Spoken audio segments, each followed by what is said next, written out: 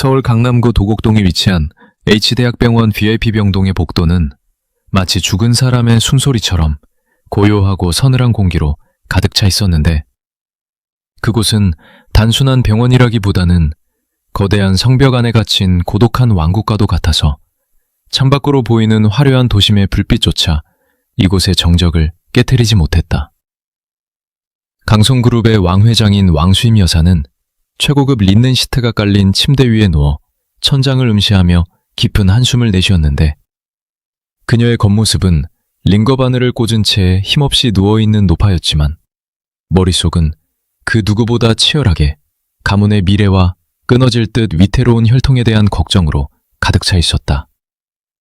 그녀가 이번에 쓰러진 척하며 병원에 입원한 것은 단순히 늙은 몸의 어리광이 아니라 손자인 강도준을 병원으로 불러들여 죄책감을 자극하고 어떻게든 결혼 이야기를 꺼내보려는 마지막 수단이자 처절한 몸부림이었다. 병실 문이 열리고 차가운 겨울바람 냄새와 함께 익숙한 구두 소리가 들려오자 왕 여사는 반사적으로 눈을 감고 앓는 소리를 내기 시작했는데, 들어온 사람은 예상대로 그녀의 유일한 손자이자 강성그룹의 젊은 총수 강도준이었다. 그는 비스포크 슈트를 완벽하게 차려입고 흐트러짐 없는 모습으로 침대맡에 섰지만 그의 미간에 깊게 패인 주름과 건조한 눈동자는 그가 짊어진 기업의 무게와 타인에 대한 지독한 불신을 고스란히 드러내고 있었다. 도준은 할머니가 진짜로 아픈 것이 아니라는 사실을 어렴풋이 짐작하고 있었음에도 불구하고 유일한 혈육인 그녀를 외면할 수 없는 자신의 처지를 잘 알고 있었기에 묵묵히 자켓을 벗어 의자에 걸치며 넥타이를 느슨하게 풀었다. 그는 비서실에서 올려준 태블릿 PC의 보고서를 확인하면서도 침대 위에 노인에게 시선을 주지 않은 채 낮고 차가운 목소리로 의사가 곧 회진을 돌 것이라는 사실을 통보하듯 말했다. 왕 여사는 손자의 냉랭한 반응에 서운함을 느끼며 천천히 눈을 떴고 창백한 척 연기를 하며 물 한 모금을 달라고 요청했는데, 도준이 무표정한 얼굴로 물을 따르는 모습을 보며 그녀는 마음속 깊은 곳에서 올라오는 알 수 없는 불안감과 슬픔을 느꼈다. 도준은 과거의 상처로 인해 여자와 사랑을 믿지 않는 냉혈한이 되어버렸고, 왕 여사는 그런 손자를 보며 자신이 죽기 전에 증손자를 안아볼 수 없을지도 모른다는 공포에 시달리고 있었기에 이번 작전은 그녀에게 생존을 건 도박과도 같았다. 도준이 물컵을 건네자 그녀는 떨리는 손으로 컵을 받아대며 짐짓 약한 척 손목을 휘청거렸고, 도준은 말없이 그녀의 손을 받쳐주었지만 그 손길에는 따뜻한 온기보다는 의무감과 피로감이 더 짙게 배어 있어 왕 여사의 가슴을 더욱 시리게 만들었다. 잠시 후 도준의 휴대전화가 진동하기 시작했고, 그는 중요한 업무 전화임을 직감한 듯 미간을 찌푸리며 병실 밖으로 나가 통화를 하기 시작했다. 혼자 남겨진 왕 여사는 답답한 병실 공기를 견딜 수 없어 침대에서 일어나 링거 거치대를 잡고 천천히 복도로 걸어 나갔는데, 늦은 밤의 병원 복도는 소독약 냄새와 차가운 정적이 흐르고 있었고 간간히 들리는 의료 장비의 기대음만이 이곳이 생과 사의 경계임을 알려주고 있었다. 그녀는 지팡이 대신 거치대의 의지에 한 걸음씩 내디뎠지만 연기가 아니라 실제로 며칠간 식사를 제대로 하지 못한 탓에 현기증이 몰려와 다리에 힘이 풀리며 바닥으로 주저앉을 뻔한 위기의 순간을 맞이했다.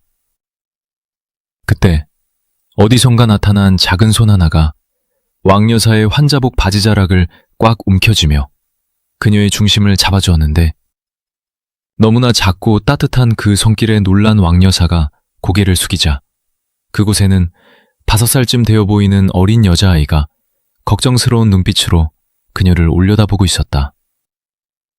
아이는 낡았지만 깨끗하게 세탁된 환자복을 입고 있었고, 헝클어진 머리카락 사이로 드러난 이마에는 땀이 송골송골 맺혀 있어 어딘가 급하게 뛰어온 듯한 모습이었다. 왕 여사는 아이의 도움을 받아 간신히 벽에 기대어 몸을 추스른 뒤 고맙다는 말을 하려 했으나 아이의 얼굴을 자세히 들여다보는 순간 말문이 막히고 심장이 덜컥 내려앉는 듯한 충격을 받아 아무런 말도 할 수 없었다. 아이는 크고 맑은 눈망울을 가지고 있었는데 그 눈매는 단순히 예쁜 것을 넘어서 소름이 끼칠 정도로 누군가와 닮아 있었고, 특히 눈꼬리가 살짝 올라간 봉황의 눈매와 무언가를 뚫어지게 쳐다볼 때 생기는 미간의 주름은 그녀가 평생을 봐왔던 강씨 가문의 특징 그 자체였다.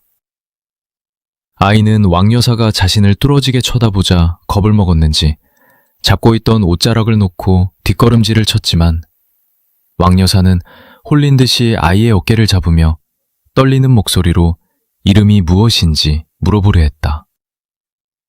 바로 그 순간 복도 끝에서 통화를 마친 도준이 급한 걸음으로 걸어오며 병실에 있어야 할 할머니가 복도에 나와 있는 것을 발견하고는 날카로운 목소리로 간호사를 호출하려 했다. 도준이 다가오는 소리에 아이는 깜짝 놀라 몸을 움츠리며 왕여사의 뒤로 숨으려 했고, 도준은 할머니에게 다가와 왜 위험하게 혼자 나와 있느냐며 화를 내려다가 할머니가 넋이 나간 표정으로 자신의 다리 뒤쪽을 가리키고 있다는 사실을 깨달았다.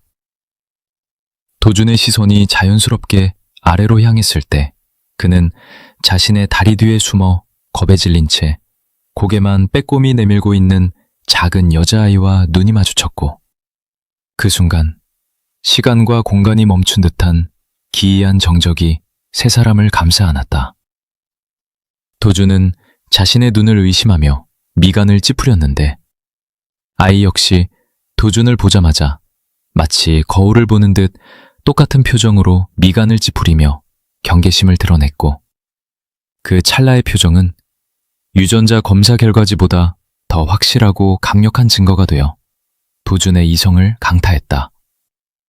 왕여사는 이 믿을 수 없는 광경에 숨이 넘어갈 듯한 목소리로 도준아, 저 아이, 저 눈을 좀 봐라 라고 중얼거리며 바닥으로 주저앉았고, 도준은 생전 처음 느껴보는 기묘한 혈육의 끌림과 당혹감 속에서 아무런 말도 하지 못한 채 아이를 응시했다. 아이의 눈동자 속에 비친 자신의 모습은 차갑고 냉소적인 어른이 아니라 혼란스러워하는 한 남자의 모습이었고, 도준은 무의식적으로 손을 뻗어 아이에게 다가가려 했으나 아이는 마치 뜨거운 불에 댄 것처럼 파들짝 놀라며 복도 저편으로 도망칠 준비를 했다.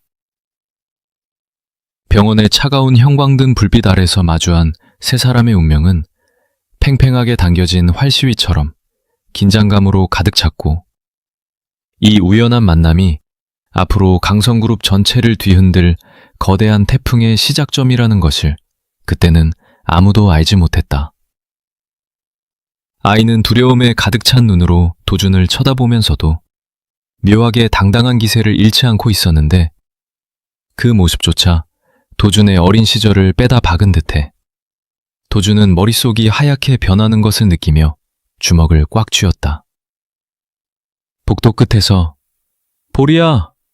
라고 외치는 젊은 여자의 다급한 목소리가 들려오지 않았더라면 도준은 아마 그 자리에서 아이를 붙잡고 정체를 추궁했을지도 모를 일이었다. 목소리의 주인공이 나타나기 직전의 그 짧은 순간 동안 왕여사의 머릿속에는 지난 5년 동안 도준의 곁을 스쳐 지나간 수많은 여자들의 얼굴이 파노라마처럼 스쳐 지나갔지만 그 누구도 이 아이의 엄마라고 짐작되는 인물은 없었다. 도준 역시 갑작스러운 상황에 혼란스러워하며 소리가 들린 쪽으로 고개를 돌렸고, 그곳에는 낡은 카디건을 걸치고 슬리퍼 차림으로 달려오는 한 여자가 있었는데, 그녀의 얼굴을 보는 순간 도준의 가슴 한구석에서 잊고 있었던, 혹은 잊으려 노력했던 낡은 기억의 파편 하나가 욱신거리며 통증을 유발했다. 아직 그녀가 누구인지, 이 아이가 정말 자신의 핏줄인지 확인된 것은 아무것도 없었지만 본능은 이미 이송보다 빠르게 반응하여 그의 심장을 거세게 두드리고 있었고, 이 만남이 단순한 우연이 아님을 직감한 도준의 눈빛은 점차 매섭게 변해가고 있었다. 보리야! 라는 다급한 외침과 함께 복도를 가로질러 달려온 여자는 숨을 헐떡이며 아이의 어깨를 감싸 안았는데 그녀의 등장은 마치 잔잔한 호수에 던져진 돌멩이처럼 팽팽했던 세 사람 사이의 기류를 순식간에 깨뜨려 버렸다. 아이의 엄마로 보이는 이 여자는 낡은 카디건을 걸치고 화장기 없는 창백한 얼굴을 하고 있었지만 땀에 젖은 앞머리 사이로 드러난 눈동자만큼은 새끼를 지키려는 어미 짐승처럼 필사적이고 강렬하게 빛나고 있었다.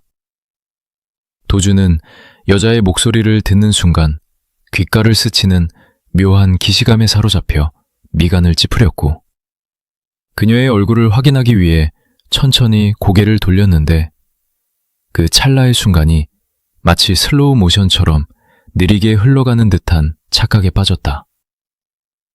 여자는 아이를 품에 안고 안도의 한숨을 내쉬려다가 고개를 들어 도준과 눈이 마주쳤고 그 순간 그녀의 얼굴에서 핏기가 완전히 사라지며 공포에 질린 표정으로 굳어버렸다. 서연서는 자신의 눈앞에 서 있는 남자가 강도준이라는 사실을 확인하자마자 심장이 멎을 듯한 충격을 받았는데 5년이라는 긴 시간이 흘렀음에도 불구하고 그는 여전히 오만하고 차가운 아우라를 뿜어내며 그녀의 악몽 속에 등장하던 그 모습 그대로 서 있었다. 그녀는 본능적으로 보리의 머리를 감싸며 자신의 몸 뒤로 아이를 숨겼고 떨리는 동공을 애써 진정시키며 도준의 시선을 피하려 했지만 발이 바닥에 붙어버린 듯 움직일 수가 없었다. 도준은 여자의 과민한 반응에 의구심을 품으며 한 걸음 다가섰고 기억의 저편에 묻어두었던 흐릿한 잔상들이 머릿속을 어지럽히는 것을 느끼며 낮은 목소리로 "우리 구면입니까?" 라고 물었다. 그의 목소리는 건조하고 몸이 건조했지만 그 속에 담긴 날카로운 추궁의 기색은 연서의 폐부를 찌르는 듯했고 그녀는 마른 침을 삼키며 필사적으로 고개를 저었다. "아니요, 사람을 잘못 보셨습니다. 죄송합니다. 아이가 길을 잃어서..." 연서는 떨리는 목소리로 급하게 변명을 늘어놓으며 도준에게서 멀어지려 뒷걸음질 쳤는데 그녀의 시선은 불안하게 흔들리며 도준의 뒤에 서 있는 왕 회장과 병실 문을 번갈아 쳐다보고 있었다. 왕 회장은 연서가 아이를 데리고 사라지려 하자 정신이 번쩍 든 듯 지팡이를 바닥에 내리치며 소리쳤는데 "거기 서라! 그 아이 내 손주 아니냐? 내 눈은 못 속인다!" 라는 그녀의 외침이 복도 전체를 쩌렁쩌렁하게 울렸다. 왕 회장의 돌발적인 발언에 연서는 사색이 되어 보리의 손을 낚아채듯 잡고 뒤도 돌아보지 않고 뛰기 시작했고 그 모습은 마치 죄를 지은 사람이 도망치는 것이 아니라 포식자로부터 달아나는 초식 동물의 처절한 도주와도 같았다. 도주는 할머니의 뜬금없는 주장에 황당해하면서도 도망치는 여자의 뒷모습에서 느껴지는 알 수 없는 절박함에 이끌려 자신도 모르게 그들을 쫓아 몇 걸음을 내디뎠다. 그러나 도준이 뛰어가려던 순간 왕 회장이 비틀거리며 쓰러질 듯한 제스처를 취하며 도준의 팔을 붙잡았고 "도준아, 쫓아라. 저거 놓치면 우리 대 끊긴다. 당장 잡아와." 라고 악을 쓰며 매달리는 바람에 그는 그 자리에 묶이고 말았다. 도준은 할머니를 부축하며 곤혹스러운 표정을 지었지만 그의 시선은 멀어지는 연서와 보리의 뒷모습에 고정되어 있었고 특히 아이가 도망치면서 힐끔 뒤를 돌아보았을 때 마주친 그 눈빛이 뇌리에 깊이 박혀 지워지지 않았다. 그것은 단순한 아이의 호기심 어린 눈빛이 아니라 마치 거울 속의 어린 시절 자신을 보는 듯한 서늘하고도 깊은 눈망울이었기에 도준은 이성적으로는 부정하면서도 본능적으로는 심장이 요동치는 모순된 감정을 느껴야 했다. 복도 모퉁이를 돌아 사라지기 직전 아이가 쓰고 있던 털모자가 바닥에 떨어졌지만 연서는 그것을 줄 겨를도 없이 아이를 안고 비상구 쪽으로 사라져버렸다. 도주는 즉시 경호원들에게 연락해 병원 출입구를 통제하라고 지시하려 했으나 문득 이것이 할머니의 과도한 집착이 만들어낸 해프닝일 수도 있다는 생각과 혹시라도 그 여자가 진짜로 묘한 사연을 가진 인물이라면 조용히 처리해야 한다는 계산이 충돌했다. 그는 휴대폰을 든 손을 내리고 깊은 한숨을 내쉬며 넥타이를 거칠게 풀어헤쳤는데 머릿속에서는 5년 전 부산 출장지에서의 기억이 안개 속 풍경처럼 희미하게 떠오를 듯 말 듯 그를 괴롭히고 있었다. 그날 밤 술에 취해 필름이 끊겼던 기억과 다음날 아침 호텔방에 혼자 남겨져 있던 낯선 향기, 그리고 침대 시트에 남아있던 긴 머리카락 한 올이 불현듯 떠올라 도준의 신경을 날카롭게 긁어대기 시작했다. 그는 고개를 세차게 흔들어 잡념을 떨쳐내려 했지만 방금 본 아이의 얼굴과 오버랩되는 자신의 어린 시절 사진들이 머릿속에서 제멋대로 춤을 추고 있었다. 왕 회장은 바닥에 주저앉아 통곡이라도 할 기세로 내가 헛것을 본 게 아니다. 그 눈매, 그 콧날, 영락없는 네 어릴 적 모습이야. 라고 소리치며 비서실장인 김 실장에게 당장 아이를 찾아내라고 닥달하고 있었다. 김 실장은 만처한 표정으로 도준의 눈치를 살폈지만 도준은 차가운 얼굴로 복도 바닥에 떨어진 아이의 털모자를 응시하고 있을 뿐 아무런 지시도 내리지 않았다. 도준은 천천히 걸어가 바닥에 떨어진 조그마한 분홍색 털모자를 집어들었는데 손바닥에 닿는 털실에 까슬까슬하면서도 따뜻한 감촉이 묘하게 가슴 한구석을 찌릿하게 만들었다. 그는 모자를 뒤집어 내부를 살피다가 안감에 엉겨붙어 있는 가늘고 부드러운 머리카락 몇 올을 발견했고 그 순간 그의 눈동자가 맹수처럼 번뜩이며 차가운 이성이 다시 작동하기 시작했다. 김 실장. 도준의 낮고 위압적인 목소리에 김 실장은 즉시 허리를 숙이며 다가왔고 왕 회장 또한 울음을 뚝 그치고 손자의 입에서 나올 말을 기다리며 긴장된 표정으로 그를 쳐다보았다.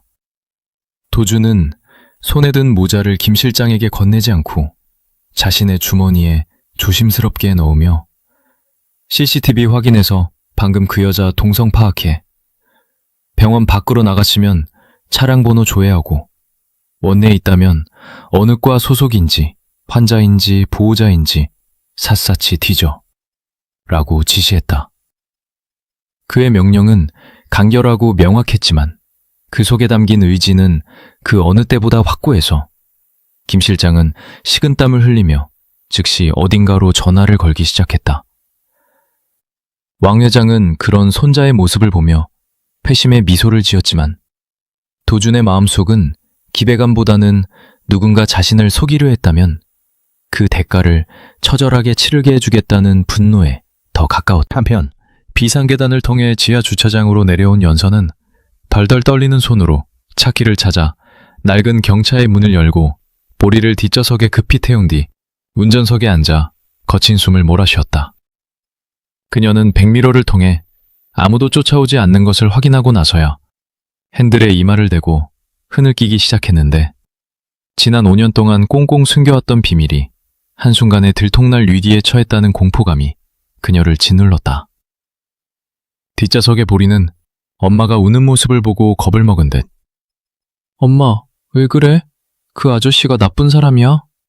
라고 물으며 작은 손으로 연서의 어깨를 툭툭 쳤다. 연서는 눈물을 훔치고 뒤를 돌아보며 억지로 미소를 지어 보였지만 아이의 눈을 똑바로 쳐다볼 수가 없어서 아니야 보리야, 그냥 엄마가 배가 좀 아파서 그래. 우리 얼른 집에 가자. 라고 거짓말을 하며 시동을 걸었다. 차가 병원 주차장을 빠져나가는 동안 연서는 계속해서 룸미러를 확인하며 검은 양복을 입은 사람들이 쫓아오지는 않는지 살폈지만 다행히 뒤따라오는 차는 없었고 도심의 화려한 네온사인만이 그녀의 초라한 현실을 비웃듯 스쳐 지나갔다. 그녀는 5년 전 강성그룹의 안주인이 될 뻔했던 여자들의 암투 속에서 아이를 지키기 위해 모든 것을 포기하고 도망쳤던 그날 밤의 기억을 떠올리며 입술을 깨물었다. 강도준이라는 남자는 그녀에게 있어 한때의 설렘이자 잊을 수 없는 첫사랑이었지만 동시에 그녀의 인생을 성두리째 뒤흔들어 놓은 재앙과도 같은 존재였기에 다시는 엮이고 싶지 않았다. 하지만 운명의 수레바퀴는 잔인하게도 다시 돌기 시작했고 그녀는 이제 자신의 목숨보다 소중한 아이를 지키기 위해 거대 재벌과 맞서 싸우거나 다시 도망쳐야 하는 기로에 서게 되었다. 병실로 돌아온 도주는 창밖을 내려다보며 깊은 생각에 잠겨 있었는데 그의 손에는 아까 주머니에 넣었던 아이의 모자가 쥐어져 있었고 그는 무의식적으로 엄지손가락으로 모자의 표면을 문지르고 있었다. 김 실장이 조심스럽게 병실 문을 열고 들어와 사장님, CCTV 확인 결과 해당 여성은 소아청소년과 외래진료를 보고 나가는 길이었습니다. 이름은 서연서, 5세 여아의 이름은 서보리입니다. 라고 보고했다. 서연서. 도주는 입안에서 그 이름을 굴려보았지만 여전히 낯설기만 했고 그럼에도 불구하고 가슴 한구석이 욱신거리는 통증은 사라지지 않았다. 그는 뒤를 돌아 김 실장을 응시하며 주머니에서 모자를 꺼내 건넸고 이거 유전자 검사 위로해. 내 것과 대조해서.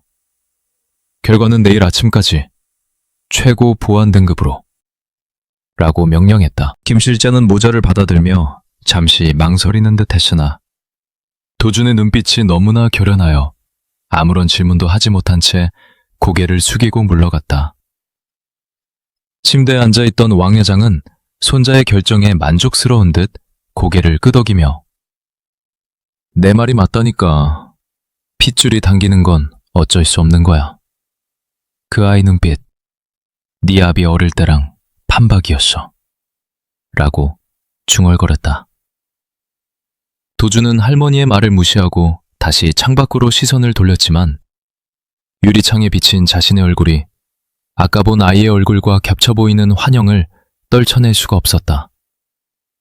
그는 만약 그 아이가 정말 자신의 핏줄이라면 그 여자는 도대체 왜 자신에게 사실을 알리지 않고 숨어 살았는지 그리고 왜 자신을 보고 도망쳤는지에 대한 의문으로 머릿속이 복잡해졌다. 밤이 깊어가고 도시의 불빛들이 하나둘 꺼져갔지만 도준의 방과 연서의 옥탑방에는 밤새 불이 꺼지지 않았고 두 사람은 각기 다른 이유로 잠을 이루지 못한 채 긴 밤을 지새웠다.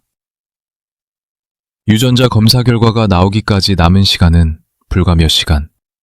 그 짧은 시간이 지나면 판도라의 상자가 열리고 모든 진실이 세상에 드러날 것이라는 사실을 두 사람은 짐작하고 있었다.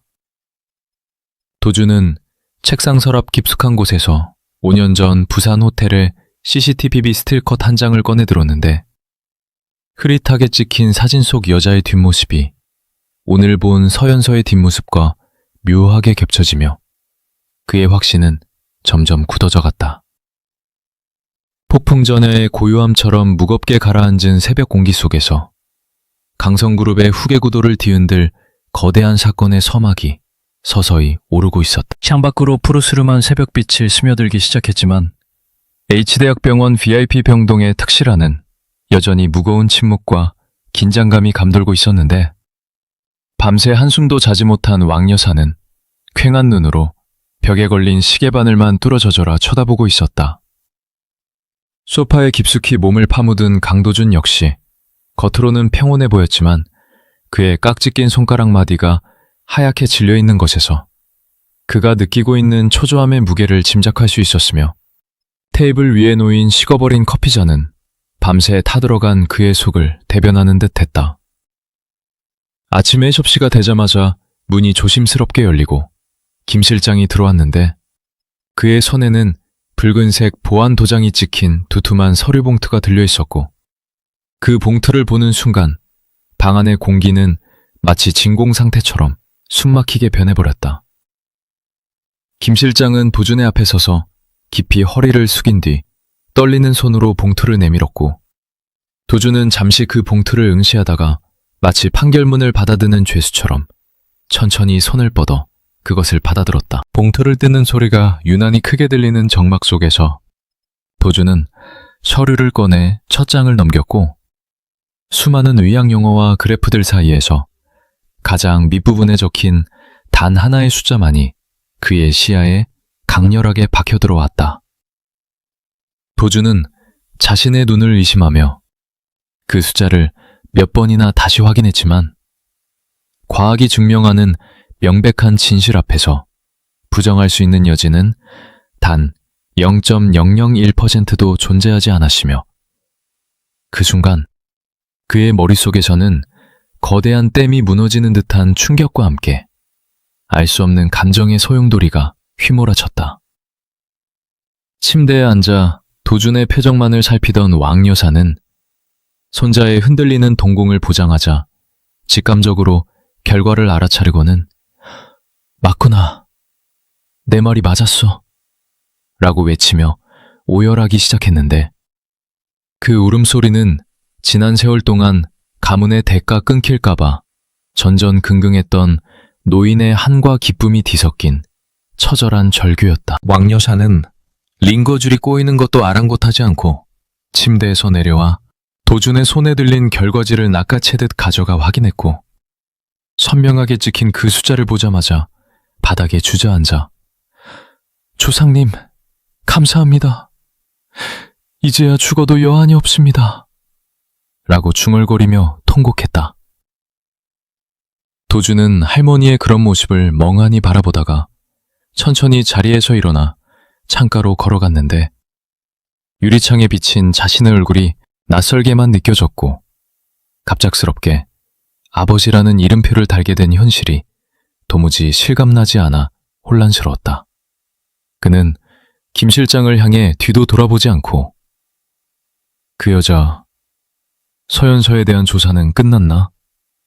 라고 낮게 물었고 김 실장은 미리 준비해둔 태블릿 PC를 꺼내 도준의 책상 위에 올려놓으며 네 사장님, 현재 상황이 생각보다 많이 어렵습니다. 라고 조심스럽게 보고했다. 도준이 태블릿 화면을 켜자 서연서의 인적사항과 생활기록들이 낱낱이 드러났는데 그 내용은 도준이 예상했던 재벌가를 노리는 꽃뱀의 화려한 생활과는 너무나도 거리가 먼 처절한 생존의 기록들이었다. 서연서, 28세. 현재 작은 개인 병원의 계약직 간호조무사로 일하고 있으며 주거지는 재개발이 예정된 낡은 다세대 주택의 반지하 월세방이었고 통장 잔고는 매달 생활비와 아이의 병원비로 빠져나가 거의 바닥을 드러내고 있는 상태였다. 보고서에 따르면 그녀는 미혼모로서 가족과의 연도 끊긴 채 홀로 아이를 키우며 주말에는 식당 아르바이트까지 병행하고 있었는데 이 모든 기록들은 그녀가 도준의 아이를 낳았음에도 불구하고 강성그룹에 손을 벌리거나 협박을 하려 한 정황이 전혀 없음을 증명하고 있었다. 도준은 화면 속에서 낡은 간호복을 입고 환하게 웃고 있는 연서의 사진을 한참 동안 응시했는데 그 미소 뒤에 숨겨진 고단한 삶의 무게가 느껴져 가슴 한구석이 욱신거렸고 도대체 왜 그녀가 이런 가시밭길을 선택했는지에 대한 의문이 꼬리에 꼬리를 물었다.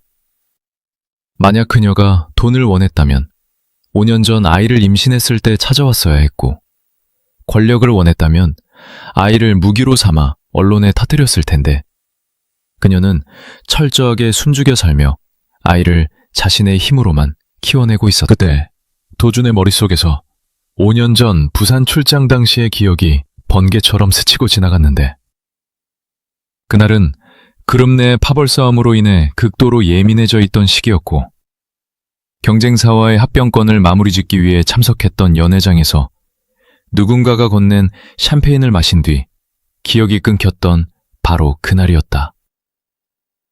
흐릿한 기억 속에서 그는 몸을 가눌 수 없을 만큼 뜨거운 열기에 휩싸여 있었고 비틀거리는 자신을 부축해 호텔방으로 데려다 준 여자가 있었는데 그녀의 얼굴은 잘 기억나지 않았지만 서늘한 손길과 걱정스러운 목소리 그리고 은은하게 풍기던 라일락 향기만이 뇌리에 깊게 남아있었다. 다음날 아침 깨어났을 때 침대 옆자리에는 아무도 없었고 협탁 위에는 죄송합니다라고 적힌 쪽지와 함께 해장국 한 그릇이 놓여 있었는데 당시 그는 그것을 경쟁사가 보낸 미인계의 실패작이나 하룻밤의 실수쯤으로 치부하고 덮어버렸었다.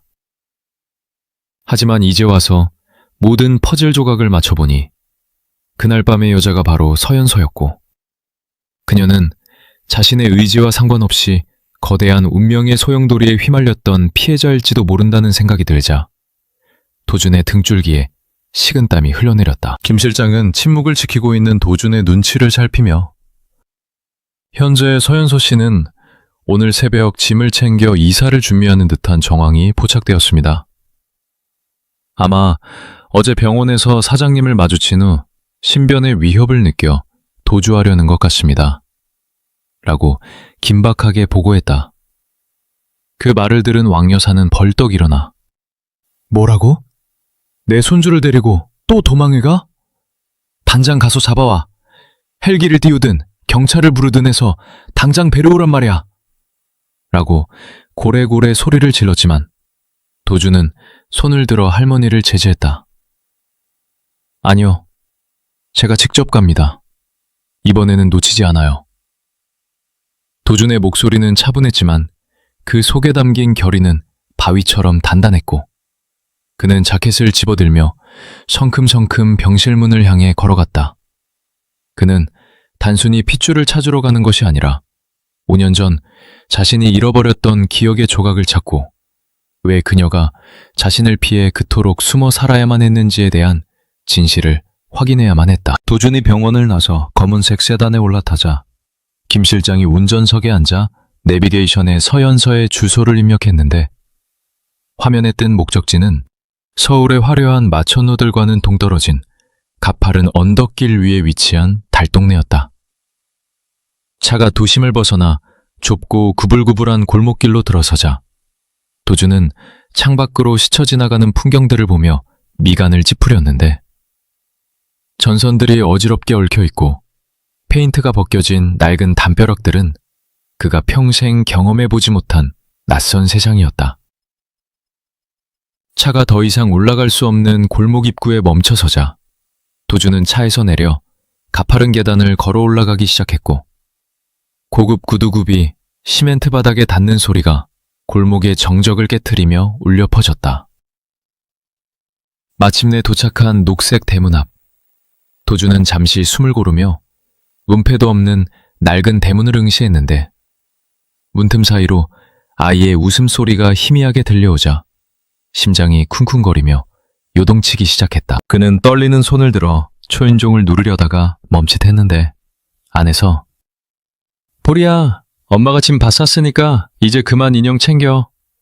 라는 연서의 목소리가 들려왔기 때문이었고, 그 목소리에는 깊은 슬픔과 체념이 묻어있어 도준의 마음을 무겁게 짓눌렀다.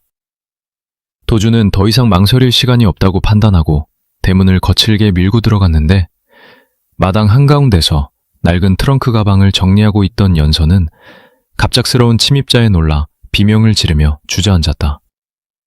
보리는 엄마의 비명 소리에 놀라 방 안에서 뛰쳐나왔고, 마당에 서 있는 키 큰 아저씨가 어제 병원에서 봤던 그 사람이라는 것을 알아차리고는 곰 인형을 떨어뜨린 채 얼어붙었다. 연서는 사색이 되어 보리를 자신의 등 뒤로 숨기며 여긴 어떻게? 라고 말을 더듬었고, 도준은 손에 쥐고 있던 유전자 검사 결과지를 꺼내 그녀의 앞에 던지듯 내려놓았다. 99.9%. 더 이상 도망칠 생각 하지 마십시오. 도준의 목소리는 냉랭했지만 그가 연서를 바라보는 눈빛은 분노보다는 알 수 없는 연민과 복잡한 감정으로 흔들리고 있었는데, 가까이서 본 그녀의 얼굴은 사진보다 훨씬 더 야위고 지쳐 보였다. 연서는 바닥에 떨어진 결과지를 줍지도 않고 고개를 푹 숙인 채, 제 아이예요. 회장님과는 상관없는 아이입니다.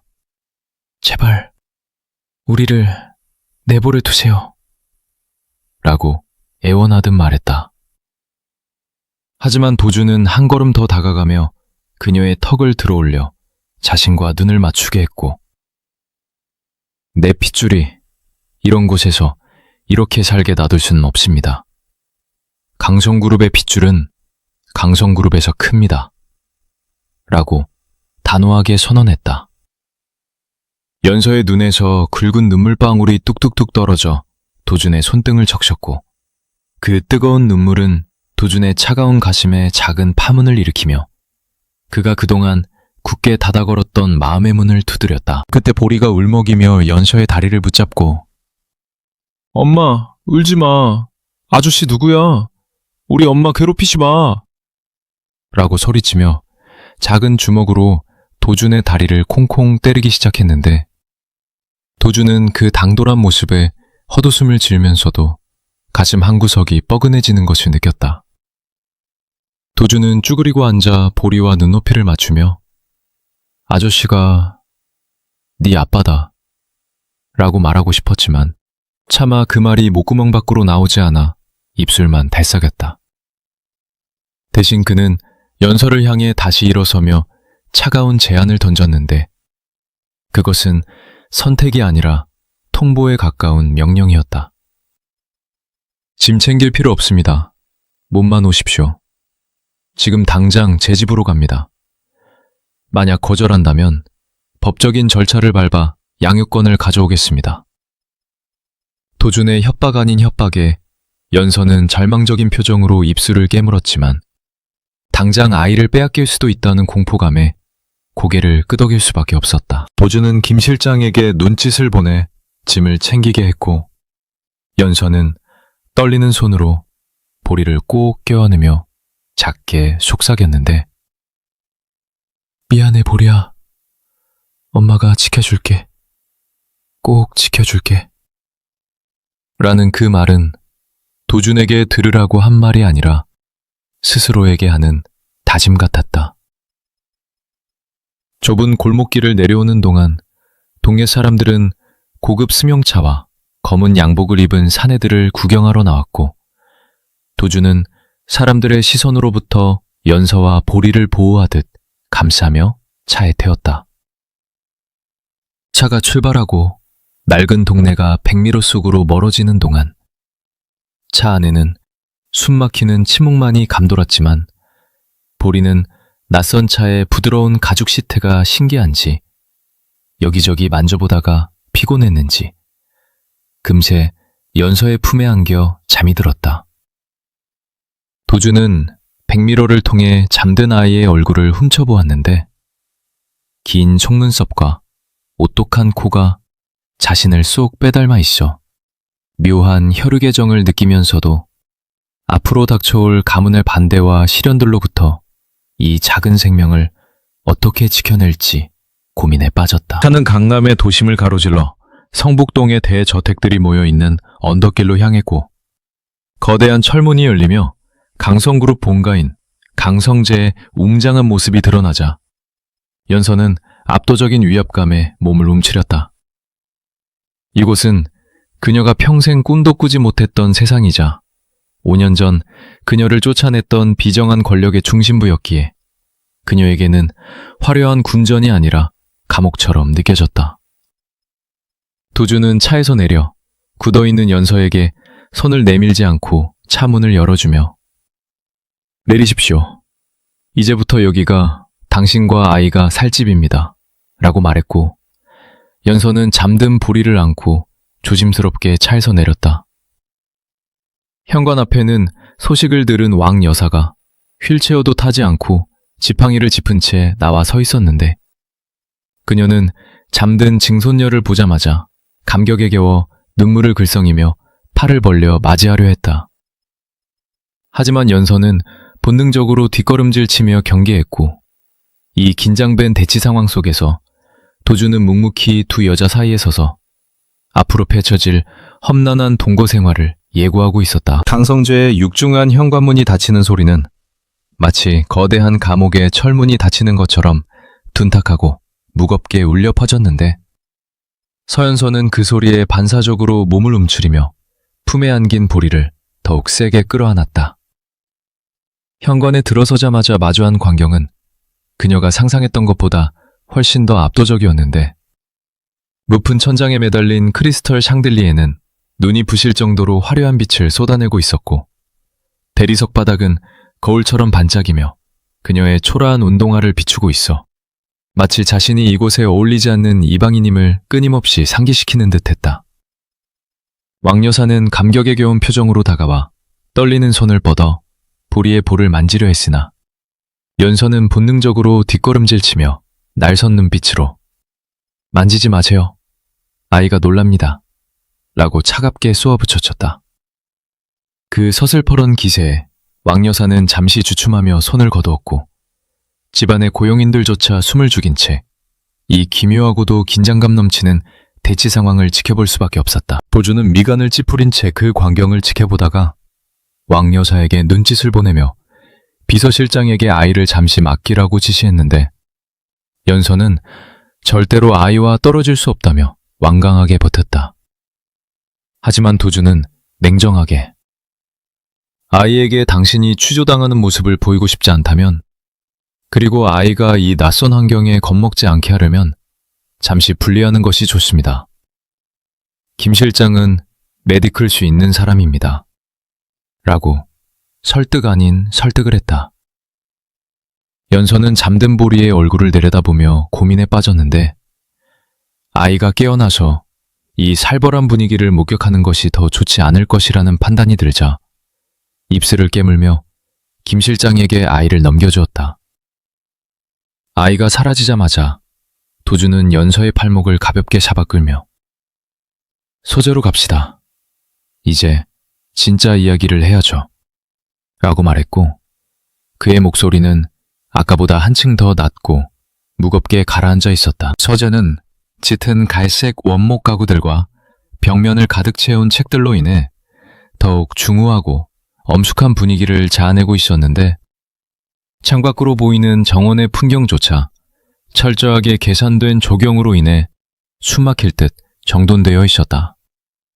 도주는 자신의 책상 뒤에 앉는 대신 소파에 연서와 마주보고 앉아 테이블 위에 놓인 유전자 검사 결과지를 다시 한번 톡톡 두드렸고 그 규칙적인 소음은 연서의 심장을 조여오는 초침 소리처럼 들렸다.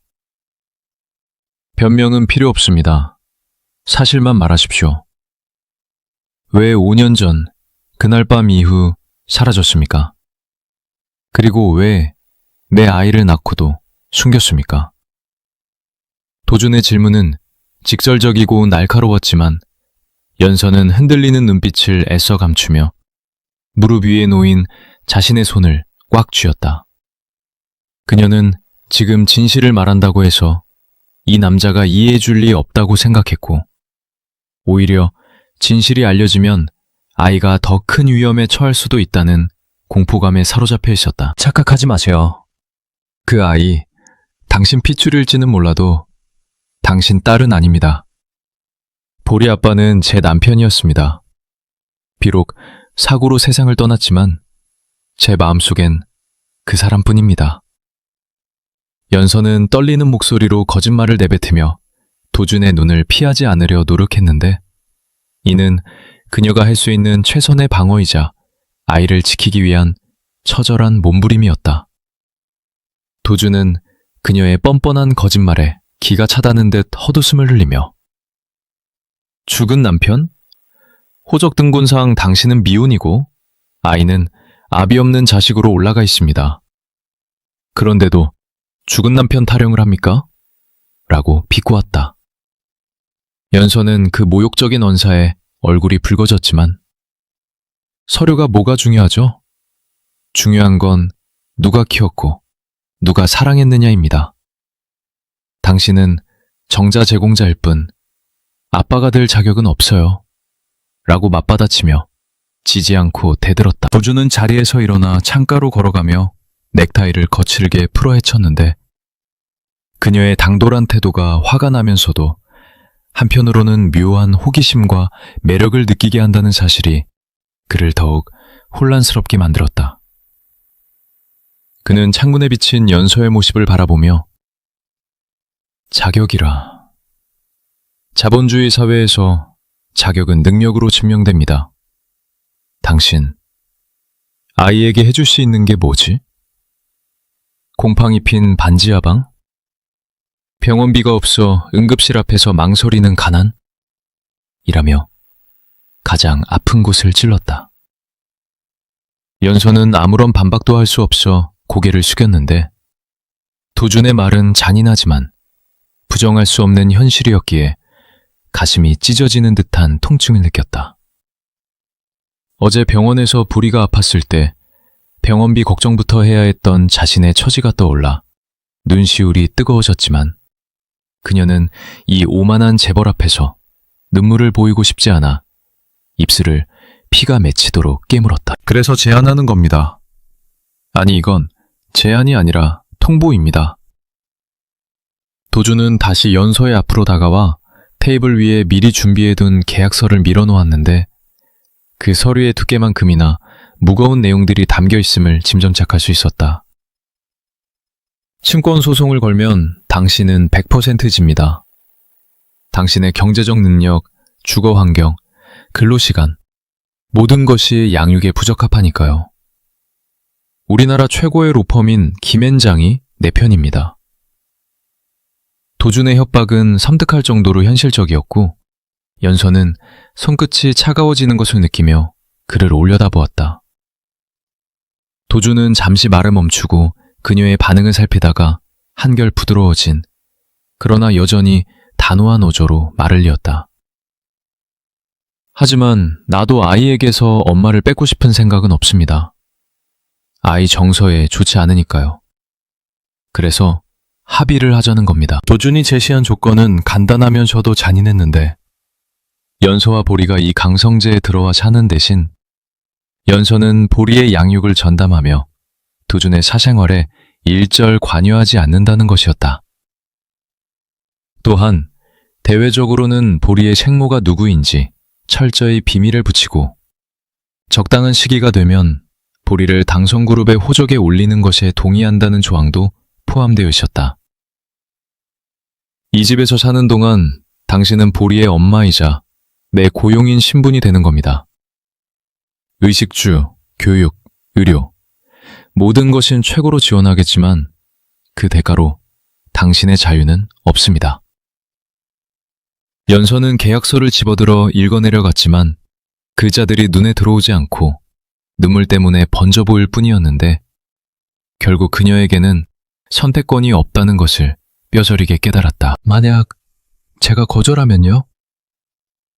연서가 마지막 남은 자존심을 쥐어짜며 묻자 도준은 차가운 미소를 지으며 그럼 지금 당장 보리를 데리고 나가셔도 좋습니다.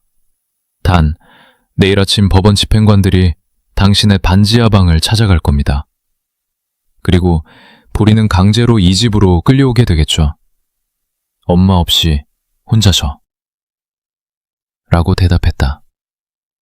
그 말은 연서의 심장에 비수를 꽂는 것과 같았고 상상만으로도 끔찍한 그 상황을 막기 위해 그녀는 떨리는 손으로 볼펜을 집어들 수밖에 없었다.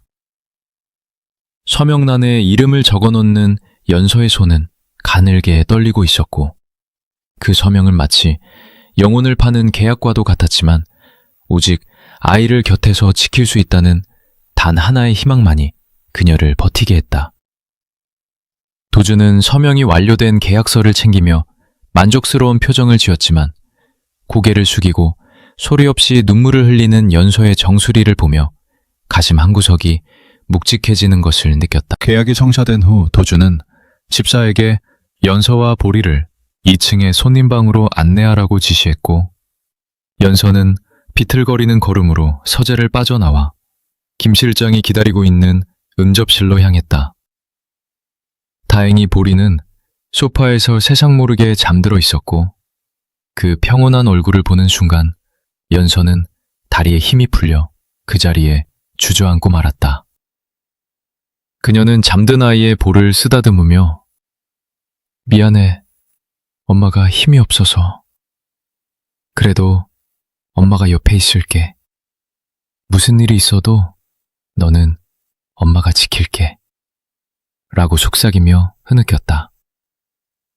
집사인 공 여사는 그 모습을 안쓰럽게 지켜보다가 조용히 다가와 짐은 방으로 옮겨두었습니다.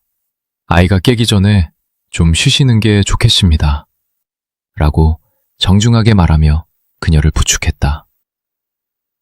연서는 낯선 사람의 친절에 경계심을 품으면서도 지금은 누군가의 도움이 절실했기에 그녀의 부축을 받아 아이를 안고 2층으로 올라갔다. 배정받은 방은 손님방이라고 불리기엔 너무나 크고 화려했는데 킹사이즈 침대와 고급스러운 가구들, 그리고 창밖으로 보이는 넓은 정원까지 모든 것이 최고급 호텔 스위트룸을 연상케 했다. 연서는 침대에 보리를 눕히치고 이불을 덮어준 뒤 창가에 서서 어둠이 내려앉은 정원을 내려다보며 깊은 한숨을 내쉬었다. 이곳은 화려한 감옥이었고 자신은 제 발로 이 감옥에 걸어 들어온 죄수였지만 아이에게만은 이곳이 안전한 성이 되기를 간절히 기도했다. 한편 서재에 홀로 남은 도주는 위스키 잔을 손에 든 채 창밖을 응시하고 있었는데 그의 머릿속은 5년 전 기억의 파편들과 방금 전 연서가 보여준 눈물 젖은 눈동자로 가득 차 있었다. 그는 자신이 과연 옳은 선택을 한 것인지 확신할 수 없었지만 이미 주사위는 던져졌고 되돌릴 수 없다는 사실을 잘 알고 있었다. 그날 밤 강성재의 밤은 깊어갔지만 누구도 쉽게 잠들지 못했는데 왕 여사는 증손녀를 얻은 기쁨에 밤새 불경을 외우며 감사를 드렸고 연서는 낯선 침대에서 아이를 끌어안고 뜬 눈으로 밤을 지새웠다. 새벽녘 목이 말라 잠에서 깬 보리가 비몽사몽간의 연서에게 엄마, 여기 어디야? 우리 집 아니잖아 라고 물었을 때 연서는 가슴이 미어지는 것을 느끼며 여기는 아빠가 사는 성이야. 보리는 공주님이라서 이제 성에서 사는 거야. 라고 슬픈 동화를 들려주듯 속삭였다. 보리는 아빠? 나도 아빠 있어? 라고 눈을 반짝이며 물었고 연서는 차마 대답을 하지 못하고 아이를 품에 꼭 안아주기만 했다. 복도에서 그 대화를 우연히 듣게 된 도주는 문고리를 잡으려던 손을 멈추고 문에 등을 기댄 채 긴 한숨을 내쉬며 복잡한 심경을 달랬다. 다음날 아침 식사 시간. 식당에는 무거운 침묵이 감돌고 있었는데 긴 테이블의 상석에는 왕 여사가, 그 오른쪽에는 도준이 앉아 있었고 맞은편에는 연서와 보리가 앉아 있었다. 보리는 화려하게 차려진 음식을 보며 눈이 휘둥그레졌지만 낯선 사람들 때문에 감히 수저를 들지 못하고 연서의 눈치만 살피고 있었다. 왕 여사는 흐뭇한 미소로 아가, 많이 먹거라. 다 너를 위해 준비한 거란다. 라고 말하며 보리에게 전복죽을 밀어주었다.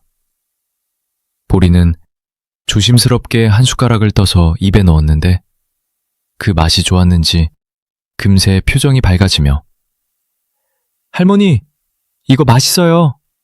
라고 외쳤고 그 천진난만한 목소리가 얼어붙은 식탁의 공기를 순식간에 녹여버렸다.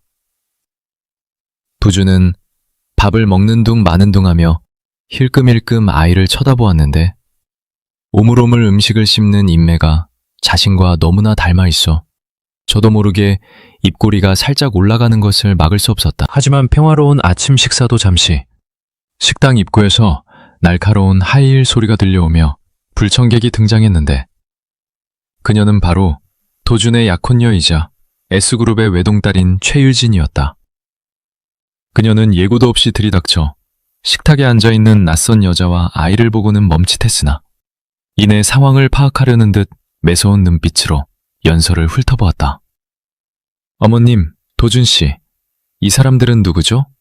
아침부터 손님이 와 있었네요.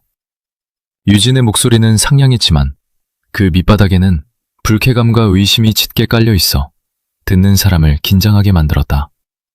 도준은 미간을 찌푸리며 수저를 내려놓았고 왕 여사는 당황한 기색을 감추지 못하며 헛기침을 했지만 연서는 직감적으로 이 여자가 자신과 보리에게 가장 큰 위협이 될 존재임을 깨닫고 본능적으로 아이의 어깨를 감싸 안았다. 유진은 도준의 대답을 기다리지 않고 성큼성큼 다가와 보리의 얼굴을 들여다보았는데 그녀 역시 도준과 똑 닮은 아이의 이목구비를 보고는 큰 충격을 받은 듯 동공이 흔들렸다. 도준 씨, 설마 이 아이... 유진의 떨리는 목소리에 도준은 자리에서 일어나 그녀를 막아섰지만 이미 엎질러진 물이었고 감춰진 비밀이 드러나는 것은 시간 문제였다. 도준은 냉정한 목소리로 나가서 얘기해. 여긴 식사 자리야. 라고 말하며 유진의 팔을 잡고 끌어내려 했지만 유진은 그의 손을 뿌리치며 악에 바친 목소리로 소리쳤다. 설명해. 이 여자 누구고 저 애는 누구냐고. 내가 모르는 사이에 애라도 숨겨놓은 거야?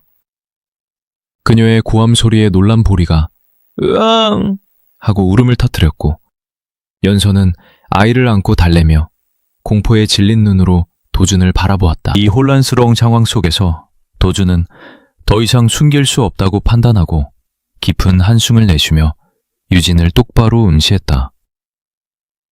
맞아. 내 딸이야. 그러니까 조용히 해. 아이가 놀라잖아. 도준의 폭탄 선언에 식당 안의 모든 시간이 멈춘 듯 정적이 흘렀고 유진은 믿을 수 없다는 표정으로 뒷걸음질 치다가 휘청거렸다. 연서는 도준이 자신들을 내 딸이라고 지칭하며 보호하려 했다는 사실에 놀라면서도 이 선언이 앞으로 불러올 거대한 파장을 예감하며 불안감에 몸을 떨었다. 도준은 울고 있는 보리에게 다가가 어설픈 손길로 머리를 쓰다듬으며 괜찮아. 아무 일 아니야. 밥 먹자.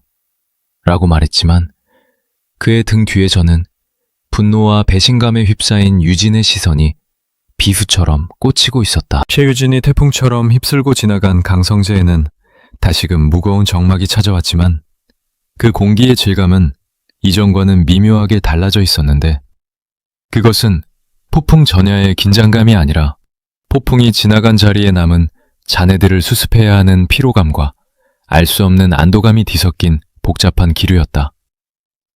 도준은 비서실장에게 전화를 걸어 최유진 측의 반응을 주시하고 언론 플레이를 사전에 차단하라는 지시를 내린 뒤 서재문을 굳게 닫아 걸었는데 그의 머릿속은 방금 전 자신이 뱉은 내 딸이다 라는 말이 가져올 엄청난 파장에 대해 계산하느라 쉴 새 없이 돌아가고 있었다.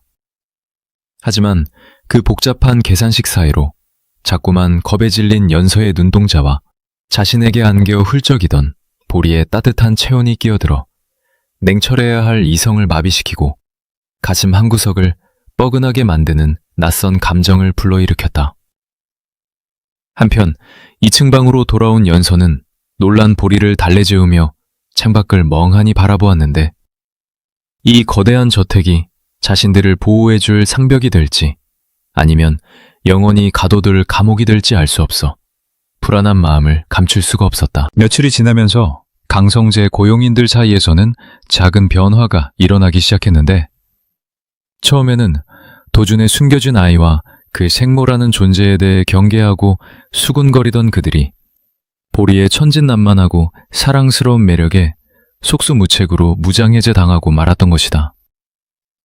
보리는 낯선 환경에 주눅들 법도 했지만 타고난 밝은 성격과 예의 바른 태도로 정원사 아저씨에게 안녕하세요. 꽃이 참 예뻐요. 라고 인사하거나 청소하는 아주머니에게 감사합니다. 라고 배꼽 인사를 하는 등 저택 곳곳에 활기를 불어넣었다. 특히 왕 여사는 보리에게 완전히 마음을 빼앗겨 하루 종일 아이의 꽁무니를 쫓아다니며 이것저것 챙겨주느라 여념이 없었는데 평소 깐깐하고 불호령을 내리던 회전님의 모습은 온데간데 없고 증손녀의 재롱에 입이 귀에 걸린 평범한 증조할머니의 모습만이 남아있었다. 왕여사가 최고급 장난감을 산더미처럼 사주려 하자 보리는 고개를 저으며 할머니, 저는 이런 거 필요 없어요. 그냥 할머니랑 같이 그림 그리기 하고 싶어요.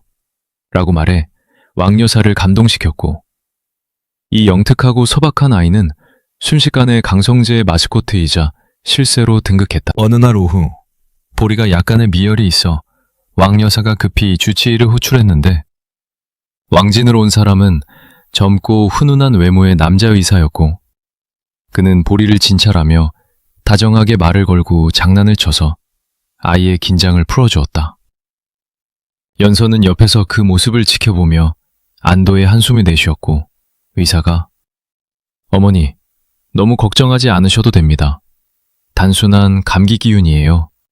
라고 말하며 상냥하게 미소 짓자 그녀 역시 오랜만에 편안한 미소를 지으며 감사합니다, 선생님. 정말 다행이네요. 라고 화답했다.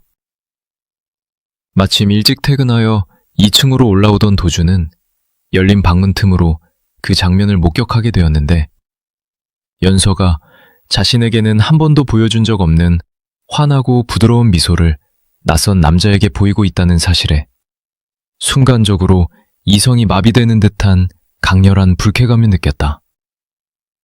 도주는 노크도 없이 방 안으로 성큼성큼 걸어들어가 차갑게 굳은 표정으로 진료 끝났으면 그만 돌아가시죠. 아이가 쉬어야 합니다. 라고 쏘아붙였고 갑작스러운 도준의 등장과 적대적인 태도에 의사와 연서는 당황하여 얼어붙고 말았다. 의사가 황급히 짐을 챙겨 나가자 도준은 연서에게 아무리 급해도 외부인을, 그것도 남자를 함부로 침실까지 들이는 건 조심해야 하는 거 아닙니까?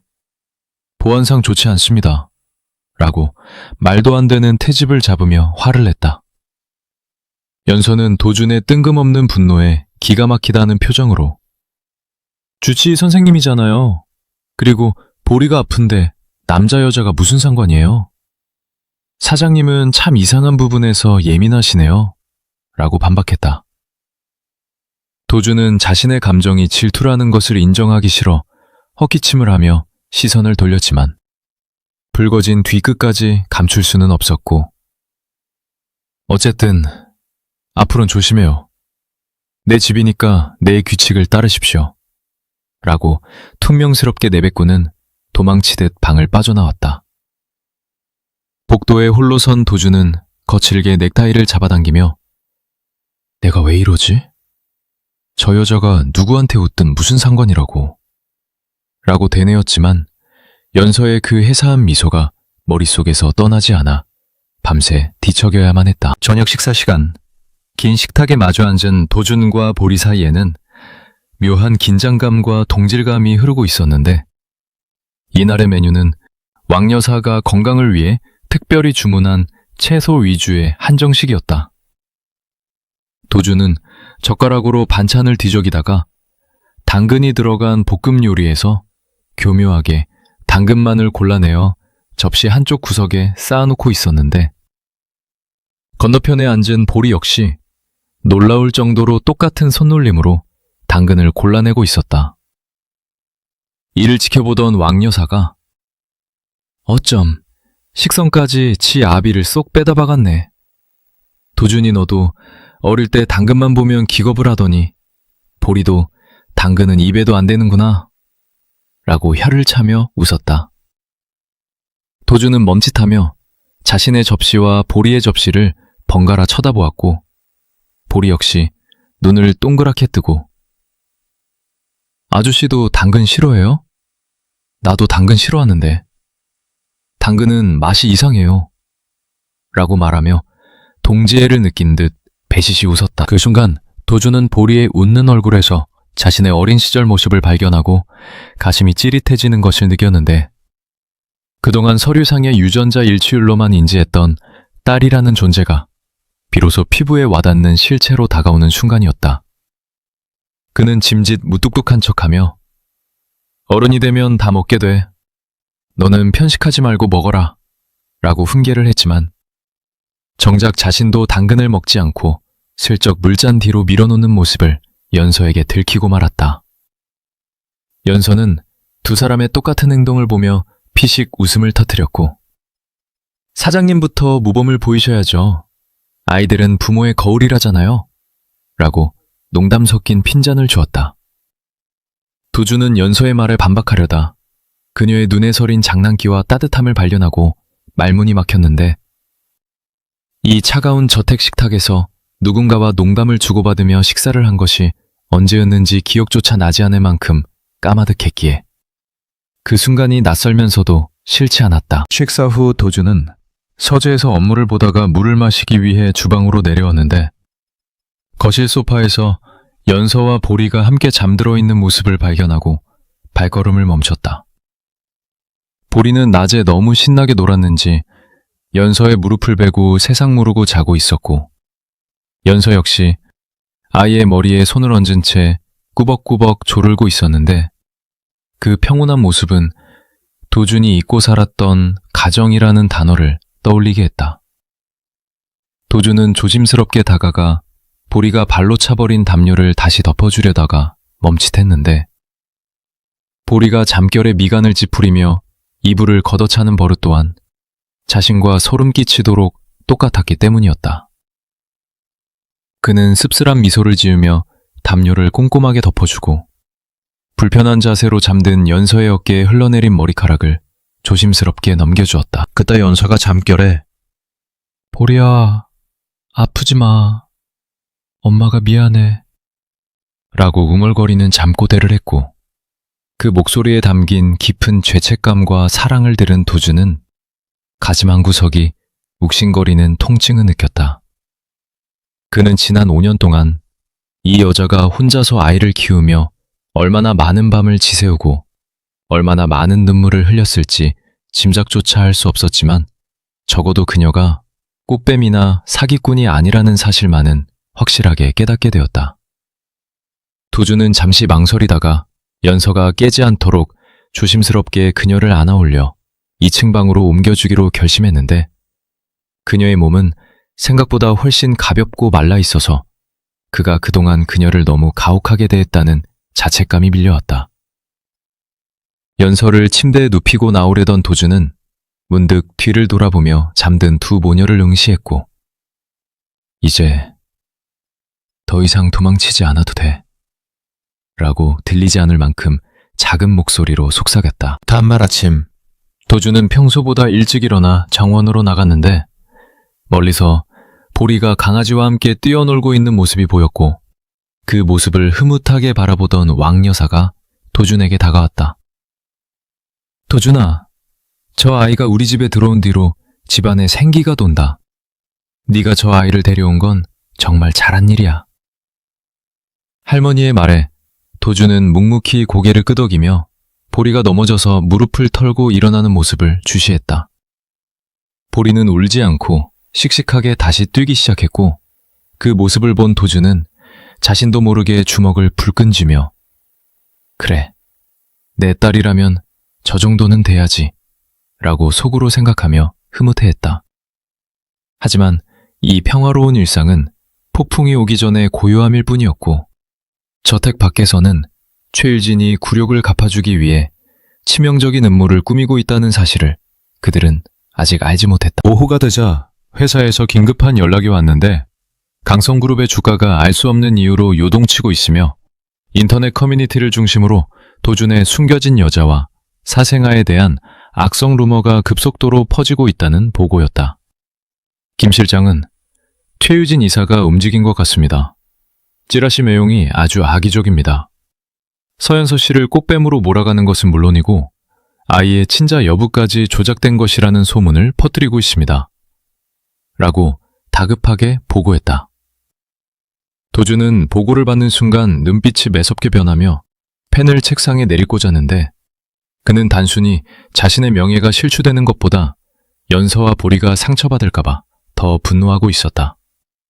그는 자리에서 벌떡 일어나 홍보팀 전원 소집해. 그리고 법무팀장 들어오라고 해. 감히 내 가족을 건드린 대가가 얼마나 혹독한지 보여주지. 라고 낮게 으르렁거렸다. 도준이 전쟁을 준비하며 비장한 표정으로 서재를 나설 때 1층 거실에서는 아무것도 모르는 연서와 보리가 그림책을 읽으며 행복하게 웃고 있었고 그 웃음소리는 곧 들이닥칠 시련 앞에서 더욱 애처롭고 소중하게 들려왔다. 도준은 계단 위에서 그 모습을 잠시 내려다보다가 결연한 표정으로 현관문을 나섰고 그의 등 뒤로는 검은 그림자가 길게 드리워져 앞으로 펼쳐질 치열한 싸움을 예고하고 있었다. 이제 도준에게 이 싸움은 단순히 기업의 이미지를 지키는 비즈니스가 아니라 생애 처음으로 얻게 된 소중한 사람들을 지키기 위한 처절한 사투가 될 것이었다. 그는 차에 올라타며 김 실장에게 보리가 다니는 유치원부터 경호 인력 배치해, 그리고 집 주변 경비 2배로 들리고 개미 새끼 한 마리도 얼씬 못하게 막아 라고 서늘하게 명령했다. 최유진의 질투심은 단순히 약혼자를 빼앗긴 여자의 분노를 넘어 자신의 완벽했던 인생에 오점을 남긴 존재들에 대한 파괴적인 증오로 변질되어 있었는데, 그녀는 S그룹의 정보력을 동원해 서연서의 과거를 낱낱이 파헤치고 악의적인 소문을 유포하는 데 주력했다. 강남 사모님들이 모이는 프라이빗 살롱에서 유진은 찻잔을 우아하게 내려놓으며 도준 씨가 잠시 실수를 한 것 같아요.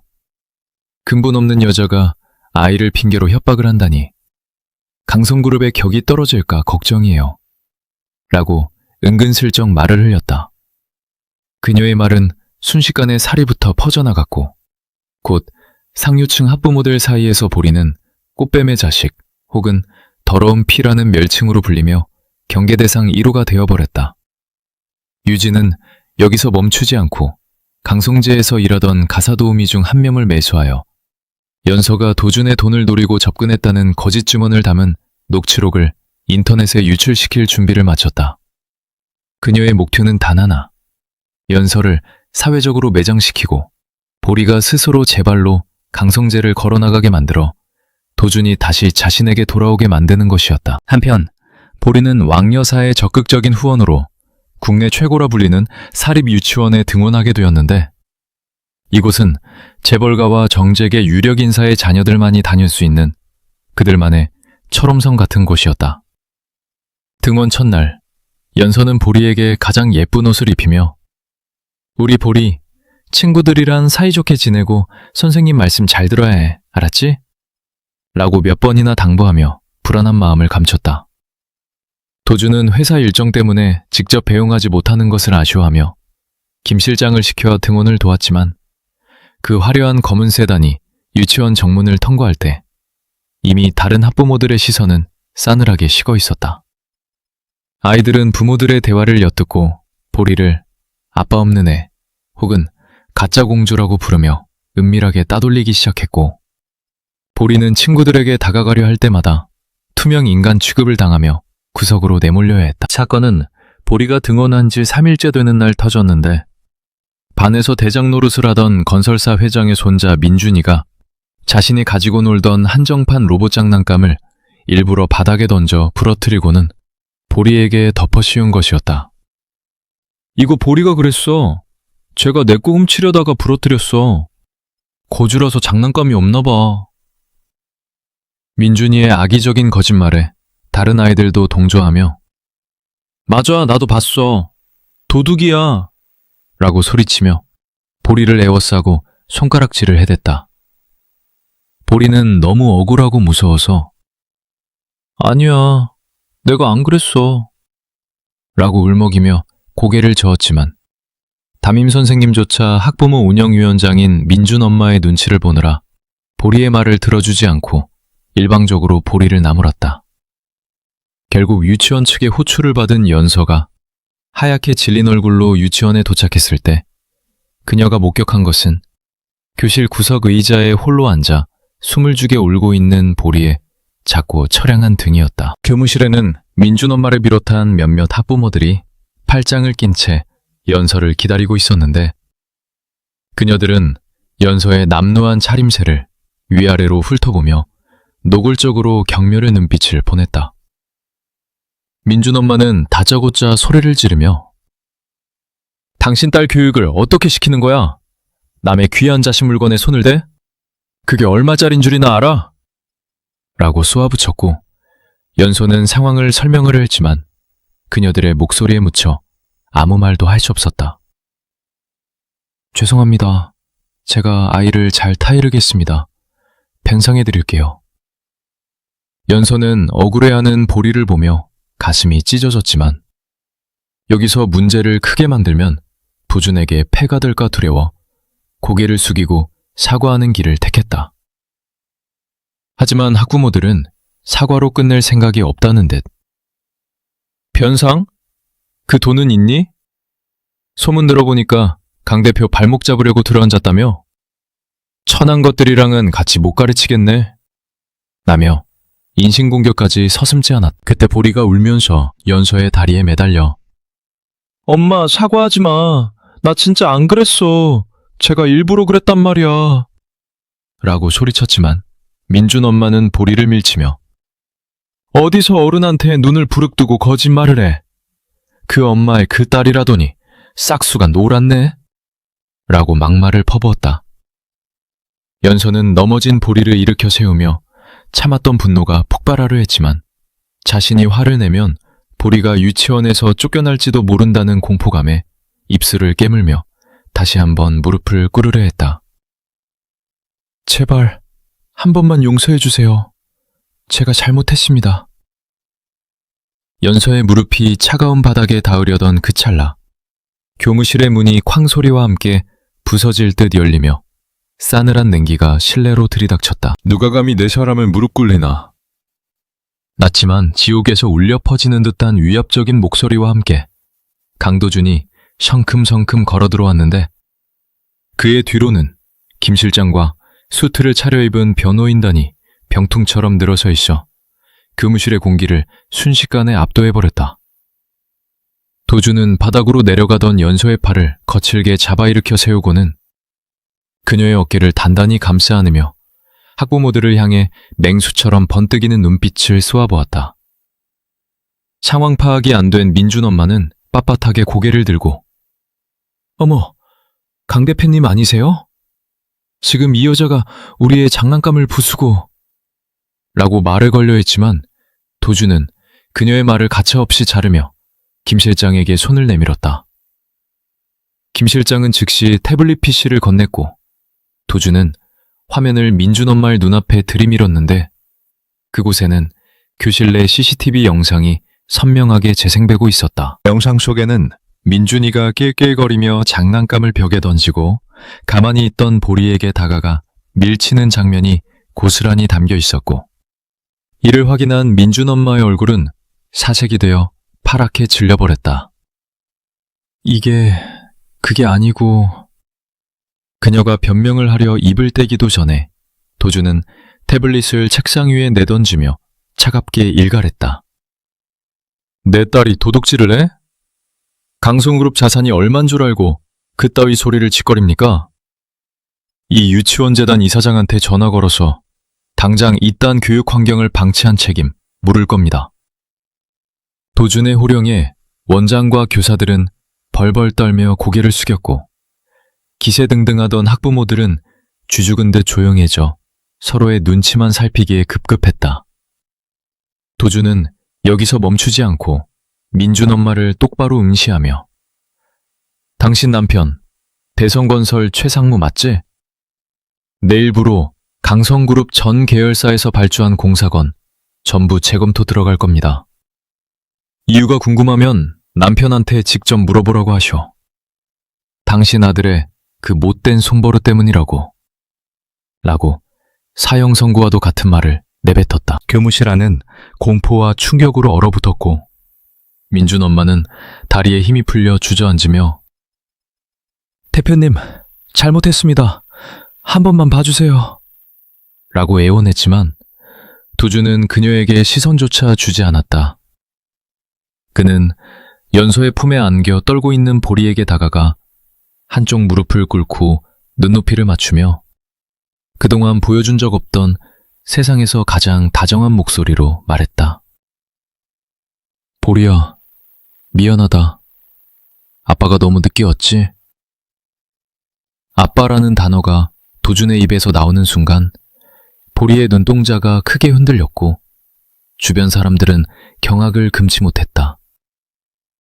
도준은 손수건을 꺼내 보리의 눈물을 닦아주며 이제 아무도 우리 공주님 못 건드려. 누가 괴롭히면 아빠한테 다 말해. 아빠가 다 혼내줄 테니까. 라고 약속하며 아이를 번쩍 안아 올렸다. 도준이 보리를 안고 연서의 손을 잡은 채 유치원을 빠져나오는 동안 복도에 나와 있던 수많은 사람들은 마치 모세의 기적처럼 길을 터주었고 그 누구도 감히 그들의 앞을 막아서거나 수군거리지 못했다. 차에 타자마자 보리는 도준의 품에 얼굴을 묻고 엉엉 울음을 터뜨렸는데 도준은 묵묵히 아이의 등을 토닥여주며 떨리는 작은 몸을 자신의 체온으로 감싸 안았다. 조수석에 앉은 연서는 백미러를 통해 그 모습을 지켜보다가 참았던 눈물을 쏟아냈는데 그것은 서러움의 눈물이 아니라 처음으로 누군가에게 보호받았다는 안도감과 벅차오르는 감동의 눈물이었다. 도준은 룸미러로 연서와 눈이 마주치자 쑥스러운 듯 헛기침을 하며 그러게 내가 사람 붙이라고 했잖아. 왜 바보같이 당하고만 있습니까? 라고 투명스럽게 말했지만 그 목소리에는 깊은 걱정과 애정이 묻어 있었다. 고마워요. 정말 고마워요. 연서의 진심 어린 감사 인사에 도준은 창밖으로 시선을 돌리며 내 딸이랑 내 여자 지키는 건 당연한 겁니다. 고마워할 거 없어요. 라고 무심코 내뱉고는 스스로 놀라 입을 다물었다. 내 여자라는 말이 차 안의 공기를 묘 핑피크추로 물들였고 연서의 심장도 쿵쾅거리며 뛰기 시작했다. 강성재로 돌아오는 차 안에서 세 사람은 그 어느 때보다 가까워진 거리감을 느꼈고 비로소 진정한 가족의 형태를 갖춰가고 있었다. 하지만 이 행복한 순간 뒤편에서 모든 계획이 수포로 돌아갔다는 소식을 전해 들은 최일지는 분노에 차 술잔을 집어던지며 더 악랄하고 치명적인 마지막 카드를 준비하고 있었다. 그날 밤 보리는 도준의 손을 꼭 잡고 잠이 들었는데 잠결에 아빠 가지마 라고 중얼거렸고 도준은 그 옆을 지키며 밤새 아이의 손을 놓지 않았다. 연서는 문 밖에서 그 모습을 지켜보며 도준에 대한 마음의 문을 완전히 열게 되었고 그가 단순히 돈 많은 재벌이 아니라 따뜻한 가슴을 가진 남자라는 사실을 깨닫게 되었다. 그러나 폭풍은 아직 끝나지 않았고 최유진이 사주한 정체불명의 남자가 연서의 과거를 조작한 서류를 들고 언론사를 찾아가는 모습이 어둠 속에서 은밀하게 포착되고 있었다. 도준이 지키려 하는 이 작은 행복을 산산조각내기 위한 거대한 음모가 그림자처럼 그들의 뒤를 쫓고 있었던 것이다. 풍우가 지나간 뒤 찾아온 평화는 너무나 달콤하고 아늑해서 마치 신이 그들에게 잠시 허락한 신기루가 아닐까 싶을 정도로 비현실적이었는데 유치원 사건 이후 도준과 연서 그리고 보리 세 사람 사이에는 눈에 보이지 않는 끈끈한 유대감이 형성되어 있었다. 주말 오후 강성재의 정원은 따스한 햇살이 내려앉아 평화로움 그 자체였고 보리는 잔디밭에서 강아지와 뛰어놀며 까르르 웃음을 터뜨리고 있었으며 테라스에 앉아 그 모습을 지켜보는 도준과 연서의 입가에는 잔잔한 미소가 떠나지 않았다. 도준은 커피를 마시며 연서에게 보리가 미술에 재능이 있는 것 같아. 내일 유명한 화가 선생님을 초빙해서 수업을 받게 해주는 건 어때? 라고 부드럽게 물었고 연서는 보리가 좋아한다면요? 하지만 너무 무리하게 시키지는 마세요. 라고 대답하며 처음으로 도준과 편안한 대화를 나누고 있었다. 이 순간만큼은 재벌 회장과 입주 가정부라는 신분의 벽도 5년이라는 시간의 간극도 존재하지 않는 평범한 부부의 주말 풍경과 다를 바가 없었다. 하지만 운명은 잔인하게도 가장 행복한 순간에 예고 없이 불행을 들이우는 법이라 정원 한쪽에서 꽃을 구경하던 보리가 갑자기 비틀거리더니 엄마, 어지러워 라는 말과 함께 힘없이 바닥으로 쓰러지고 말았다. 연서는 컵을 떨어뜨리며 비명을 질렀고 도준은 벤치 위를 뛰어넘어 순식간에 보리에게 달려가 아이를 안아들었는데 보리의 코에서는 붉은 선혈이 주룩주룩 흘러내려 하얀 원피스를 붉게 물들이고 있었다. 보리야, 눈 좀 떠봐, 보리야! 연서가 사색이 되어 아이의 뺨을 두드렸지만 보리는 이미 의식을 잃은 채 축 늘어져 있었고 아이의 몸은 불덩이처럼 뜨거워 도준의 손끝을 베일 듯이 달구었다. 도준은 공포에 질려 굳어버린 연서를 대신해 김 실장, 차 대기시켜. 당장 병원으로 간다. 라고 고래고래 소리를 지르며 피투성이가 된 아이를 안고 미친 듯이 현관을 향해 발리기 시작했다. 병원으로 향하는 차 안에서 연서는 피가 멈추지 않는 보리의 코를 틀어막으며 오열했고 도준은 백미러로 그 모습을 지켜보며 김 실장에게 신호 다 무시해. 1분이라도 늦으면 병원이고 뭐고 다 박살낼 줄 알아. 라고 살벌하게 명령하며 입술을 피가 나도록 깨물었다. 도준의 손은 덜덜 떨리고 있었지만 그는 아이 앞에서 무너지는 모습을 보일 수 없어 애써 침착함을 유지하려 노력했고 머릿속으로는 제발 별일이 아니기만을 간절히 기도했다. H대학병원 응급실에 도착하자마자 미리 대기하고 있던 의료진들이 보리를 이동식 침대에 싣고 소생실로 달려갔고 닫히는 문틈 사이로 보이는 창백한 보리의 얼굴은 마치 생명력이 다 빠져나간 인형처럼 보여 도준과 연서의 가슴을 난도질했다. 응급실 복도에 남겨진 두 사람은 서로의 손을 잡을 생각조차 하지 못한 채 빨간불이 켜진 수술실 표시등만을 멍하니 바라보며 지옥 같은 시간을 견뎌내야 했다. 1시간 뒤 수술복을 입은 주치의가 심각한 표정으로 걸어 나왔을 때 도준은 그 표정을 보는 것만으로도 심장이 덜컥 내려앉는 것을 느꼈는데 의사의 입에서 나온 진단명은 청천벽력과도 같은 급성 골수성 백혈병이었다. 갑작스러운 스트레스가 면역체계를 무너뜨려 급성으로 발병한 것 같습니다. 현재 혈소판 수치가 너무 낮아 지혈이 되지 않고 있으며 당장 수혈과 함께 골수 이식이 필요한 위급한 상황입니다.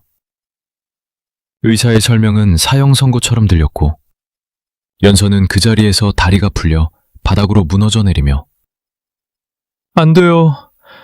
우리 보리 불쌍해서 어떡해요. 라고 통곡했다. 도준은 비틀거리며 의사의 멱살을 잡을 듯이 다가가 돈은 얼마가 들어도 상관없어. 국매가 안 되면 해외 의료진이라도 다 불러. 내 딸 못 살리면 당신들 병원 문 닫을 각오해. 라고 악에 바친 목소리로 절규했다. 의사는 난처한 표정으로 문제는 돈이 아니라 맞는 공여자를 찾는 것입니다. 가족이라도 조직 적합성 항원이 일치할 확률이 높지 않습니다. 일단 부모님 두 분 다 검사를 진행하셔야 합니다. 라고 말하며 긴급 검사를 요청했다. 도준과 연서는 지푸라기라도 잡는 심정으로 체열실로 향했고 차가운 주삿바늘이 팔에 꽂히는 고통조차 느끼지 못한 채 오직 아이가 살 수 있기만을 비고 또 빌었다. 검사 결과를 기다리는 VIP 대기실의 공기는 숨이 막힐 듯 무거웠고 연서는 소파 구석에 몸을 웅크린 채 죄책감에 시달리며 중얼거렸다. 나 때문이야. 내가 욕심을 부려서. 내가 5년 전에 도망쳐서 아이가 벌을 받는 거야. 그녀의 자책하는 소리에 도준은 가심이 미어지는 듯한 통증을 느끼며 그녀에게 다가가 어깨를 감싸 안으려 했다. 당신 탓 아니야. 그런 말 하지 마. 도준이 위로하려 하자 연서는 갑자기 고개를 들어 도준을 쳐다보았는데 그녀의 눈동자는 원망과 슬픔 그리고 오랫동안 억눌러왔던 분노로 붉게 충혈되어 있었다. 아니요. 당신 탓이에요. 당신 집안 사람들. 그 사람들이 우리를 죽이려고 했어요. 5년 전에도, 그리고 지금도. 연서의 갑작스러운 폭로에 도주는 멈칫하며 그게 무슨 소리야? 누가 죽이려고 했다는 거야? 라고 물었고 그의 목소리는 당혹감으로 떨리고 있었다. 연서는 더 이상 숨길 힘도 없다는 듯 눈물을 흘리며 지난 5년 동안 가슴속에 묻어두었던 끔찍한 진실을 토해내기 시작했다. 5년 전 제가 임신 사실을 알았을 때 당신의 새어머니 신여사님이 저를 찾아왔어요. 도주는 자신의 귀를 의심했는데 신여사는 평소 온화한 미소로 자신을 대해주던 아버지의 재혼 상배이자 현 강성재의 안주인이었기에 그녀가 연서와 관련이 있을 것이라고는 꿈에도 생각하지 못했기 때문이었다. 연서는 떨리는 목소리로 계속 말을 이어갔다. 그분이 말했어요. 쥐도 새도 모르게 아이를 지우고 사라지라고. 만약 당신 앞에 나타나면 뱃속의 아이뿐만 아니라 제 가족들까지 가만두지 않겠다고 협박했어요. 그래서 도망칠 수밖에 없었어요. 살리려고. 우리 볼이 살리려고. 연서의 고백은 도준의 머리를 쇠망치로 내리치는 듯한 충격을 주었고 그는 그동안 자신이 연서를 오해하고 미워했던 시간들이 얼마나 어리석었는지를 깨닫고 참을 수 없는 후회와 분노에 휩싸였다. 신여사는 겉으로는 도준을 위하는 척했지만 실제로는 자신의 친아들을 후계자로 만들기 위해 도준의 핏줄을 제거하려 했던 것이었고 이번 유치원 사건 역시 최유진과 결탁한 신여사의 치밀한 계획 중 일부였음이 명백해졌다. 도준은 주먹을 꽉 쥐어 손톱이 샤를 파고들어 피가 날 정도였는데 그의 눈빛은 더 이상 슬픔에 잠긴 아버지가 아니라 먹잇감을 노리는 야수처럼 서늘하게 변해 있었다. 그는 연서의 손을 꽉 잡으며 미안해. 정말 미안해. 내가 너무 늦게 알았어. 이제 다시는 그런 일 없게 할 거야. 내 목숨을 걸고 약속해. 라고 맹세하듯 말했다. 그리고 그는 자리에서 일어나 자켓을 걸치며 김 실장에게 전화를 걸었는데 그의 목소리는 지옥에서 올라온 사신처럼 차갑고 건조했다. 김 실장, 지금 즉시 이사회 소집해. 그리고 감사팀 풀어서 신여사 라인 횡령 내어 비자금 장부 싹 다 뒤져서 검찰에 넘겨.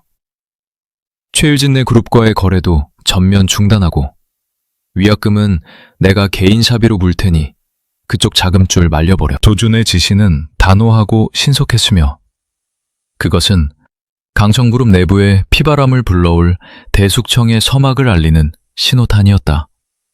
그는 병실을 나서기 전 연서의 이마에 입을 맞추며 보리는 내가 살려. 그리고 당신 눈에 눈물 나게 한 놈들 피눈물 흘리게 해줄게. 조금만 기다려. 라고 속삭였다. 도준이 병원을 나서 회사로 향하는 동안 강성그룹 본사에서는 이미 비상 사이렌이 울리고 있었고 신여사와 그녀의 추종자들은 영문도 모른 채 들이닥친 감사팀에 의해 줄줄이 끌려나가고 있었다. 도준은 회장실에 들이닥쳐 사색이 된 신여사 앞에 서류 뭉치를 집어던지며 어머니, 아니 신혜숙 씨, 이제 연극은 끝났습니다. 내 딸과 여자에게 건드린 대가 평생 감옥에서 뼈저리게 느끼게 해드리죠. 라고 싸늘하게 일갈했다. 그날 밤 도준은 모든 일을 처리하고 다시 병원으로 돌아왔는데 그의 얼굴은 지쳐 보였지만 눈빛만은 그 어느 때보다 맑고 확고했다. 다행히 검사 결과 도준의 골수가 보리와 반일치하여 긴급 이식이 가능하다는 판정을 받았고 의료진은 지체 없이 수술 준비에 들어갔다. 수술실로 들어가기 전 도준은 환자복을 입고 누워있는 보리의 손을 잡고 보리야, 아빠가 슈퍼맨처럼 힘 나눠줄게. 우리 딸 조금만 힘내자. 알았지? 라고 말하며 애써 밝은 표정을 지었다. 의식이 희미한 보리는 아주 작게 고개를 끄덕이며 아빠, 안 아프게 해줘 라고 힘겹게 속삭였고 그 한마디가 도준의 심장을 찢어놓았지만 그는 눈물을 꾹 참고 수술실로 향했다. 수술실 밖에서 홀로 남겨진 연서는 닫힌 문을 바라보며 두 손을 모아 기도했는데 그녀의 기도는 간절함을 넘어 처절하기까지 해서 지나가는 간호사들조차 눈시울을 붉힐 정도였다. 시간이 얼마나 흘렀을까?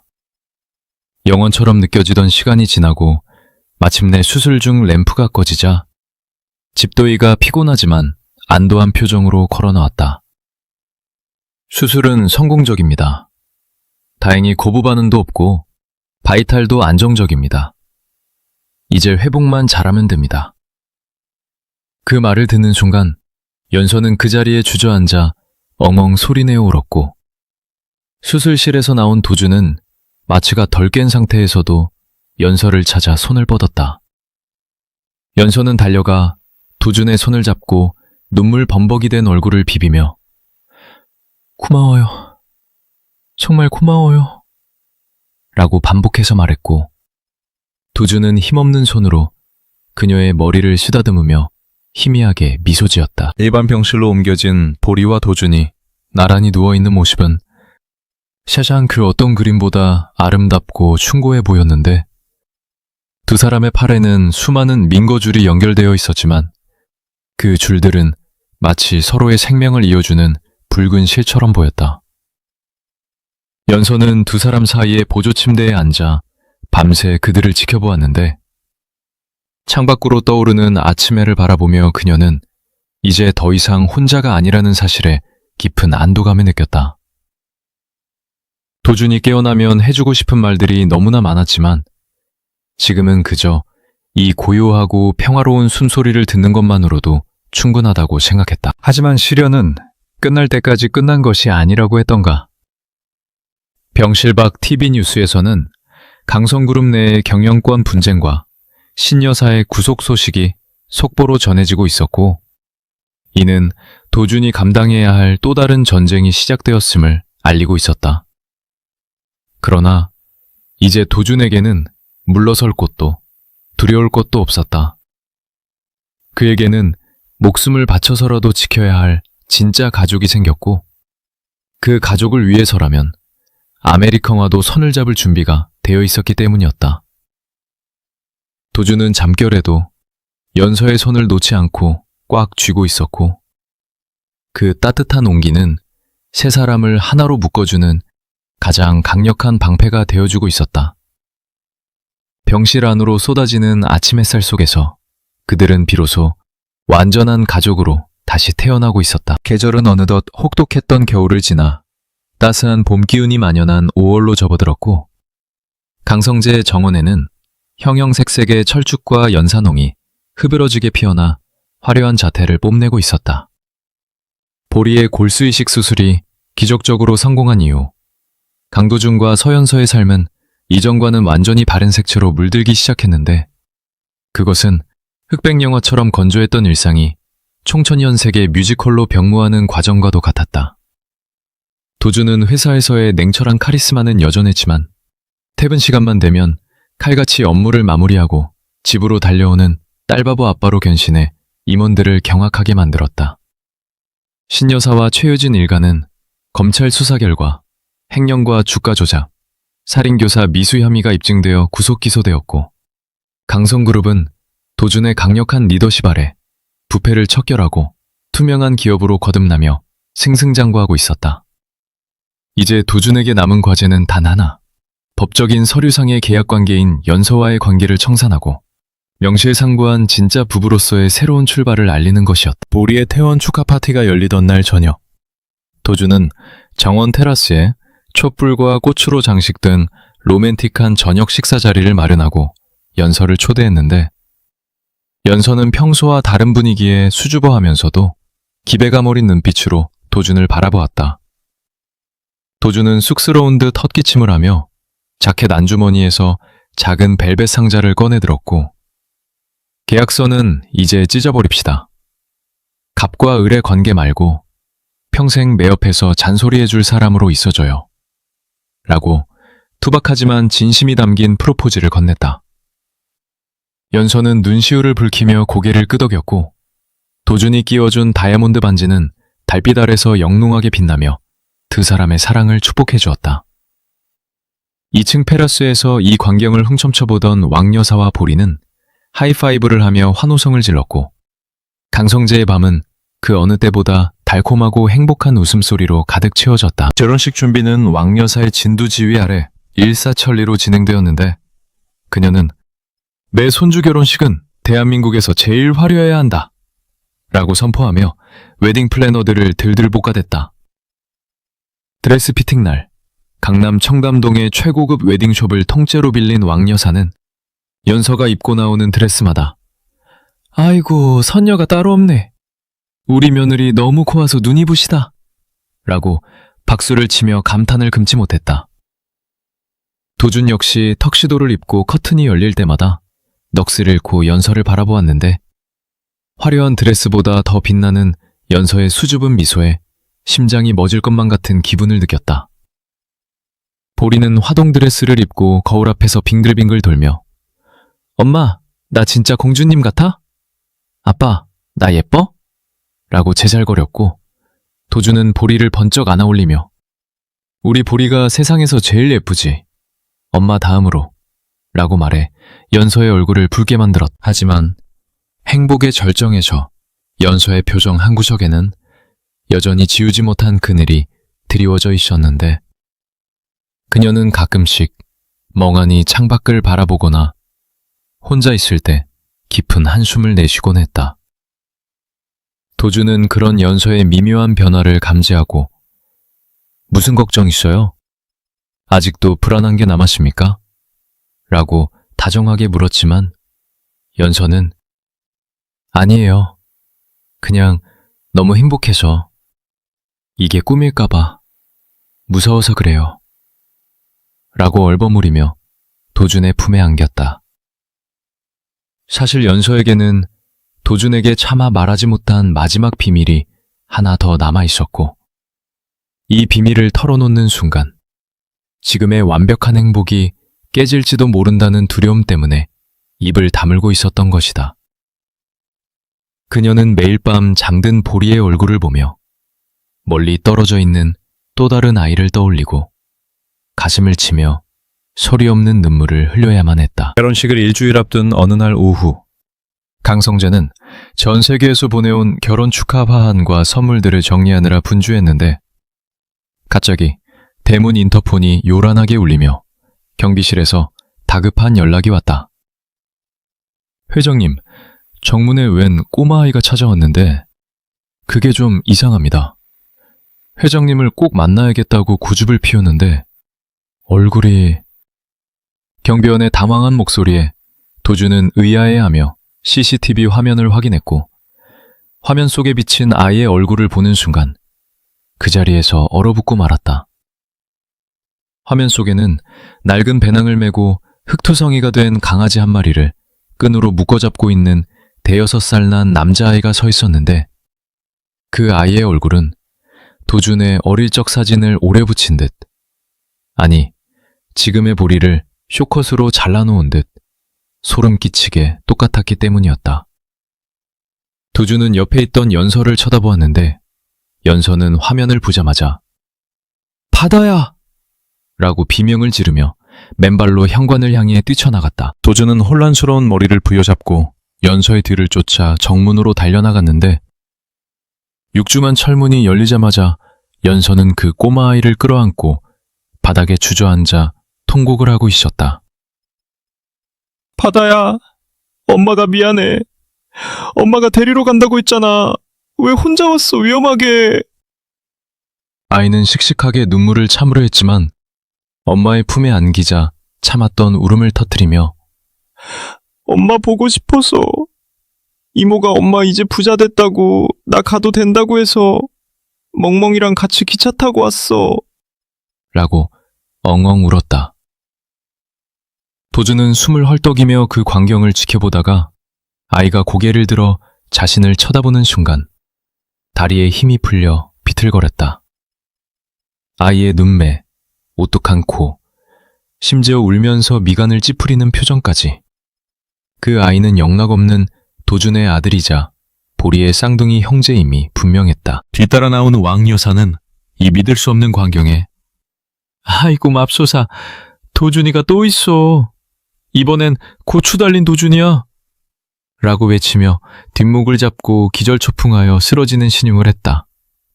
물론 진짜로 쓰러지진 않았다. 너무 좋아서. 도준은 떨리는 손으로 아이 어깨를 잡으며 연서에게 물었다. 연서야, 이게 도대체 어떻게 된 일이야? 쌍둥이였어? 연서는 눈물범벅이 된 얼굴로 고개를 끄덕이며 도준의 바지가랑이를 잡고 용서를 빌었다. 죄송해요. 정말 죄송해요. 5년 전에 도망칠 때 뱃속에 아이가 둘이라는 걸 알았어요. 하지만 혼자서 갓난아기 둘을 데리고 도망치면서 일까지 할 수는 없었어요. 굶어 죽을 것 같아서. 그래서 바다는 시골에 있는 친한 언니네 집에 맡겼어요. 조금만 자리 잡으면 데려오려고 했는데 당신이 알면 아이들을 뺏길까봐 무서워서. 연사의 고백은 처절한 모성애의 기록이었고 생존을 위한 어쩔 수 없는 선택이었기에 도준은 그녀를 비난할 수가 없었다. 도준은 털썩 무릎을 꿇고 앉아 아니 자신의 아들 바다와 눈을 맞췄는데 바다는 낯선 아저씨의 등장에 경계심을 품고 강아지 뒤로 숨으려 했다. 네 이름이 바다니? 도준의 떨리는 목소리에 아이는 고개를 끄덕이며 우리 엄마 울리지 마요. 아저씨가 우리 아빠예요? 엄마가 아빠는 돈 벌러 갔다고 했는데 라고 당돌하게 물었다. 그 모습이 어찌나 당차고 자신을 닮았는지 도준은 왈칵 쏟아지려는 눈물을 삼키며 와락 아이를 껴안았다. 그래, 내가 네 아빠다. 너무 늦게 알아봐서 미안하다. 아빠가 잘못했어. 도준의 품에 안긴 바다는 처음 느껴보는 아빠의 넓은 품이 어색한지 꿈틀거렸지만 이내 그 따뜻함에 안겨 조용히 눈물을 훔쳤다. 소식을 듣고 달려나온 보리는 자신과 똑같이 생긴 남자아이를 보고 눈이 휘둥그레졌는데 어? 너 나랑 똑같이 생겼다. 거울 같아. 라며 신기해했고 바다 역시 보리를 보며 너는 머리 긴 나네? 라고 말해 주변을 웃음바다로 만들었다. 강아지 누렁이조차 반가운 듯 꼬리를 흔들며 지저대자 엄숙했던 재벌가 저택의 정문은 순식간에 눈물과 웃음이 뒤섞인 이상가족 상봉의 현장이 되었다. 도준은 연서와 바다, 그리고 보리까지 세 사람을 모두 자신의 품에 안으며 하늘을 향해 긴 안도의 한숨을 내쉬었다. 비로소 퍼즐의 마지막 조각이 맞춰졌고 그의 세상은 이제야 완벽하게 완성되었다는 확신이 들었다. 그날 밤 강성재는 바다의 환영 파티로 다시 한번 들썩였는데 바다는 시골에서 자라 그런지 식사 예절 따위는 아랑곳하지 않고 갈비를 손으로 뜯으며 와, 이거 진짜 멋있다. 할머니, 더 줘요. 라고 외쳐 왕여사를 기쁘게 했다. 왕여사는 오냐 내 새끼, 많이 먹어라. 5년 굶은 거 다 먹어라. 라며 접시가 비리무섭게 고기를 채워주었고 도준은 그 모습을 보며 흐뭇한 미소를 지었다. 바다는 식사 도중에도 아빠, 우리 집 진짜 넓다. 여기서 축구해도 돼요?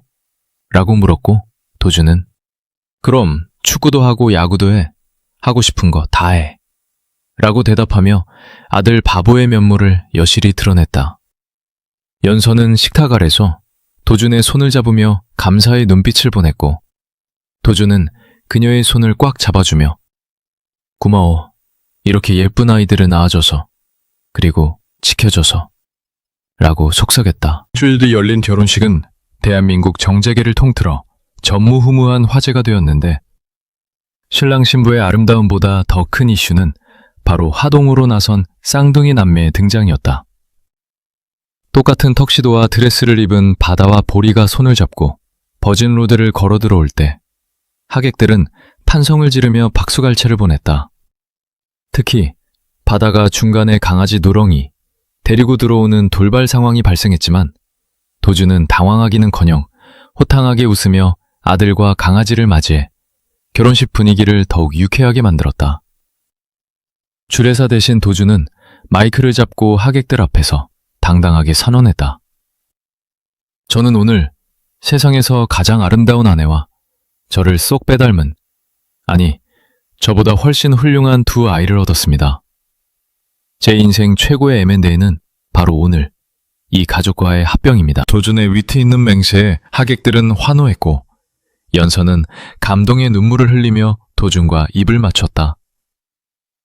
플래시 세례가 터지는 가운데 왕여사는 너무 기쁜 나머지 이제 죽어도 여한이 없다. 아니, 증손자들 장가가는 것까지는 보고 죽어야지.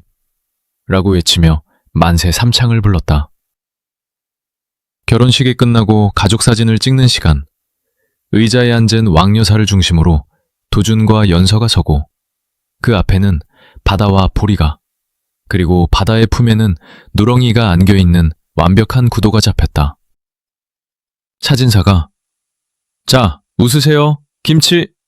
라고 외치자 네 사람은 약속이라도 한 듯 똑같은 표정으로 눈꼬리가 휘어지게 웃으며 행복한 순간을 영원히 남겼다. 1년 후 강성그룹 회장실.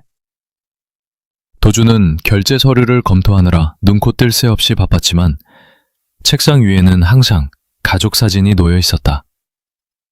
그때 문이 벌컥 열리며 유치원 가방을 맨 바다와 보리가 뛰어들어왔다. 아빠, 우리 왔어! 아이들은 도준의 무릎 위로 앞다투어 올라왔고 뒤따라 들어온 연서는 애들 방해하지 말라니까 라며 말렸지만 얼굴에는 미소가 가득했다. 도준은 서류를 옆으로 치우며 아이들을 껴안았고 아빠가 일찍 끝낼게. 오늘 저녁엔 뭐 먹을까? 라고 물었다. 바다와 보리는 동시에 당근 없는 카레! 라고 외쳤고 도준과 연서는 서로를 바라보며 웃음을 터뜨렸다. 창밖으로 비치는 노을이 강성재를 따뜻하게 감싸 안았고 한때 차갑고 고독했던 재벌가의 저택은 이제 사랑과 온기로 가득 찬 세상에서 가장 따뜻한 집이 되어 있었다. 운명처럼, 아니 필연처럼 만난 그들은 서로의 상처를 보듬고 치유하며 그렇게 오래오래 행복하게 살았다.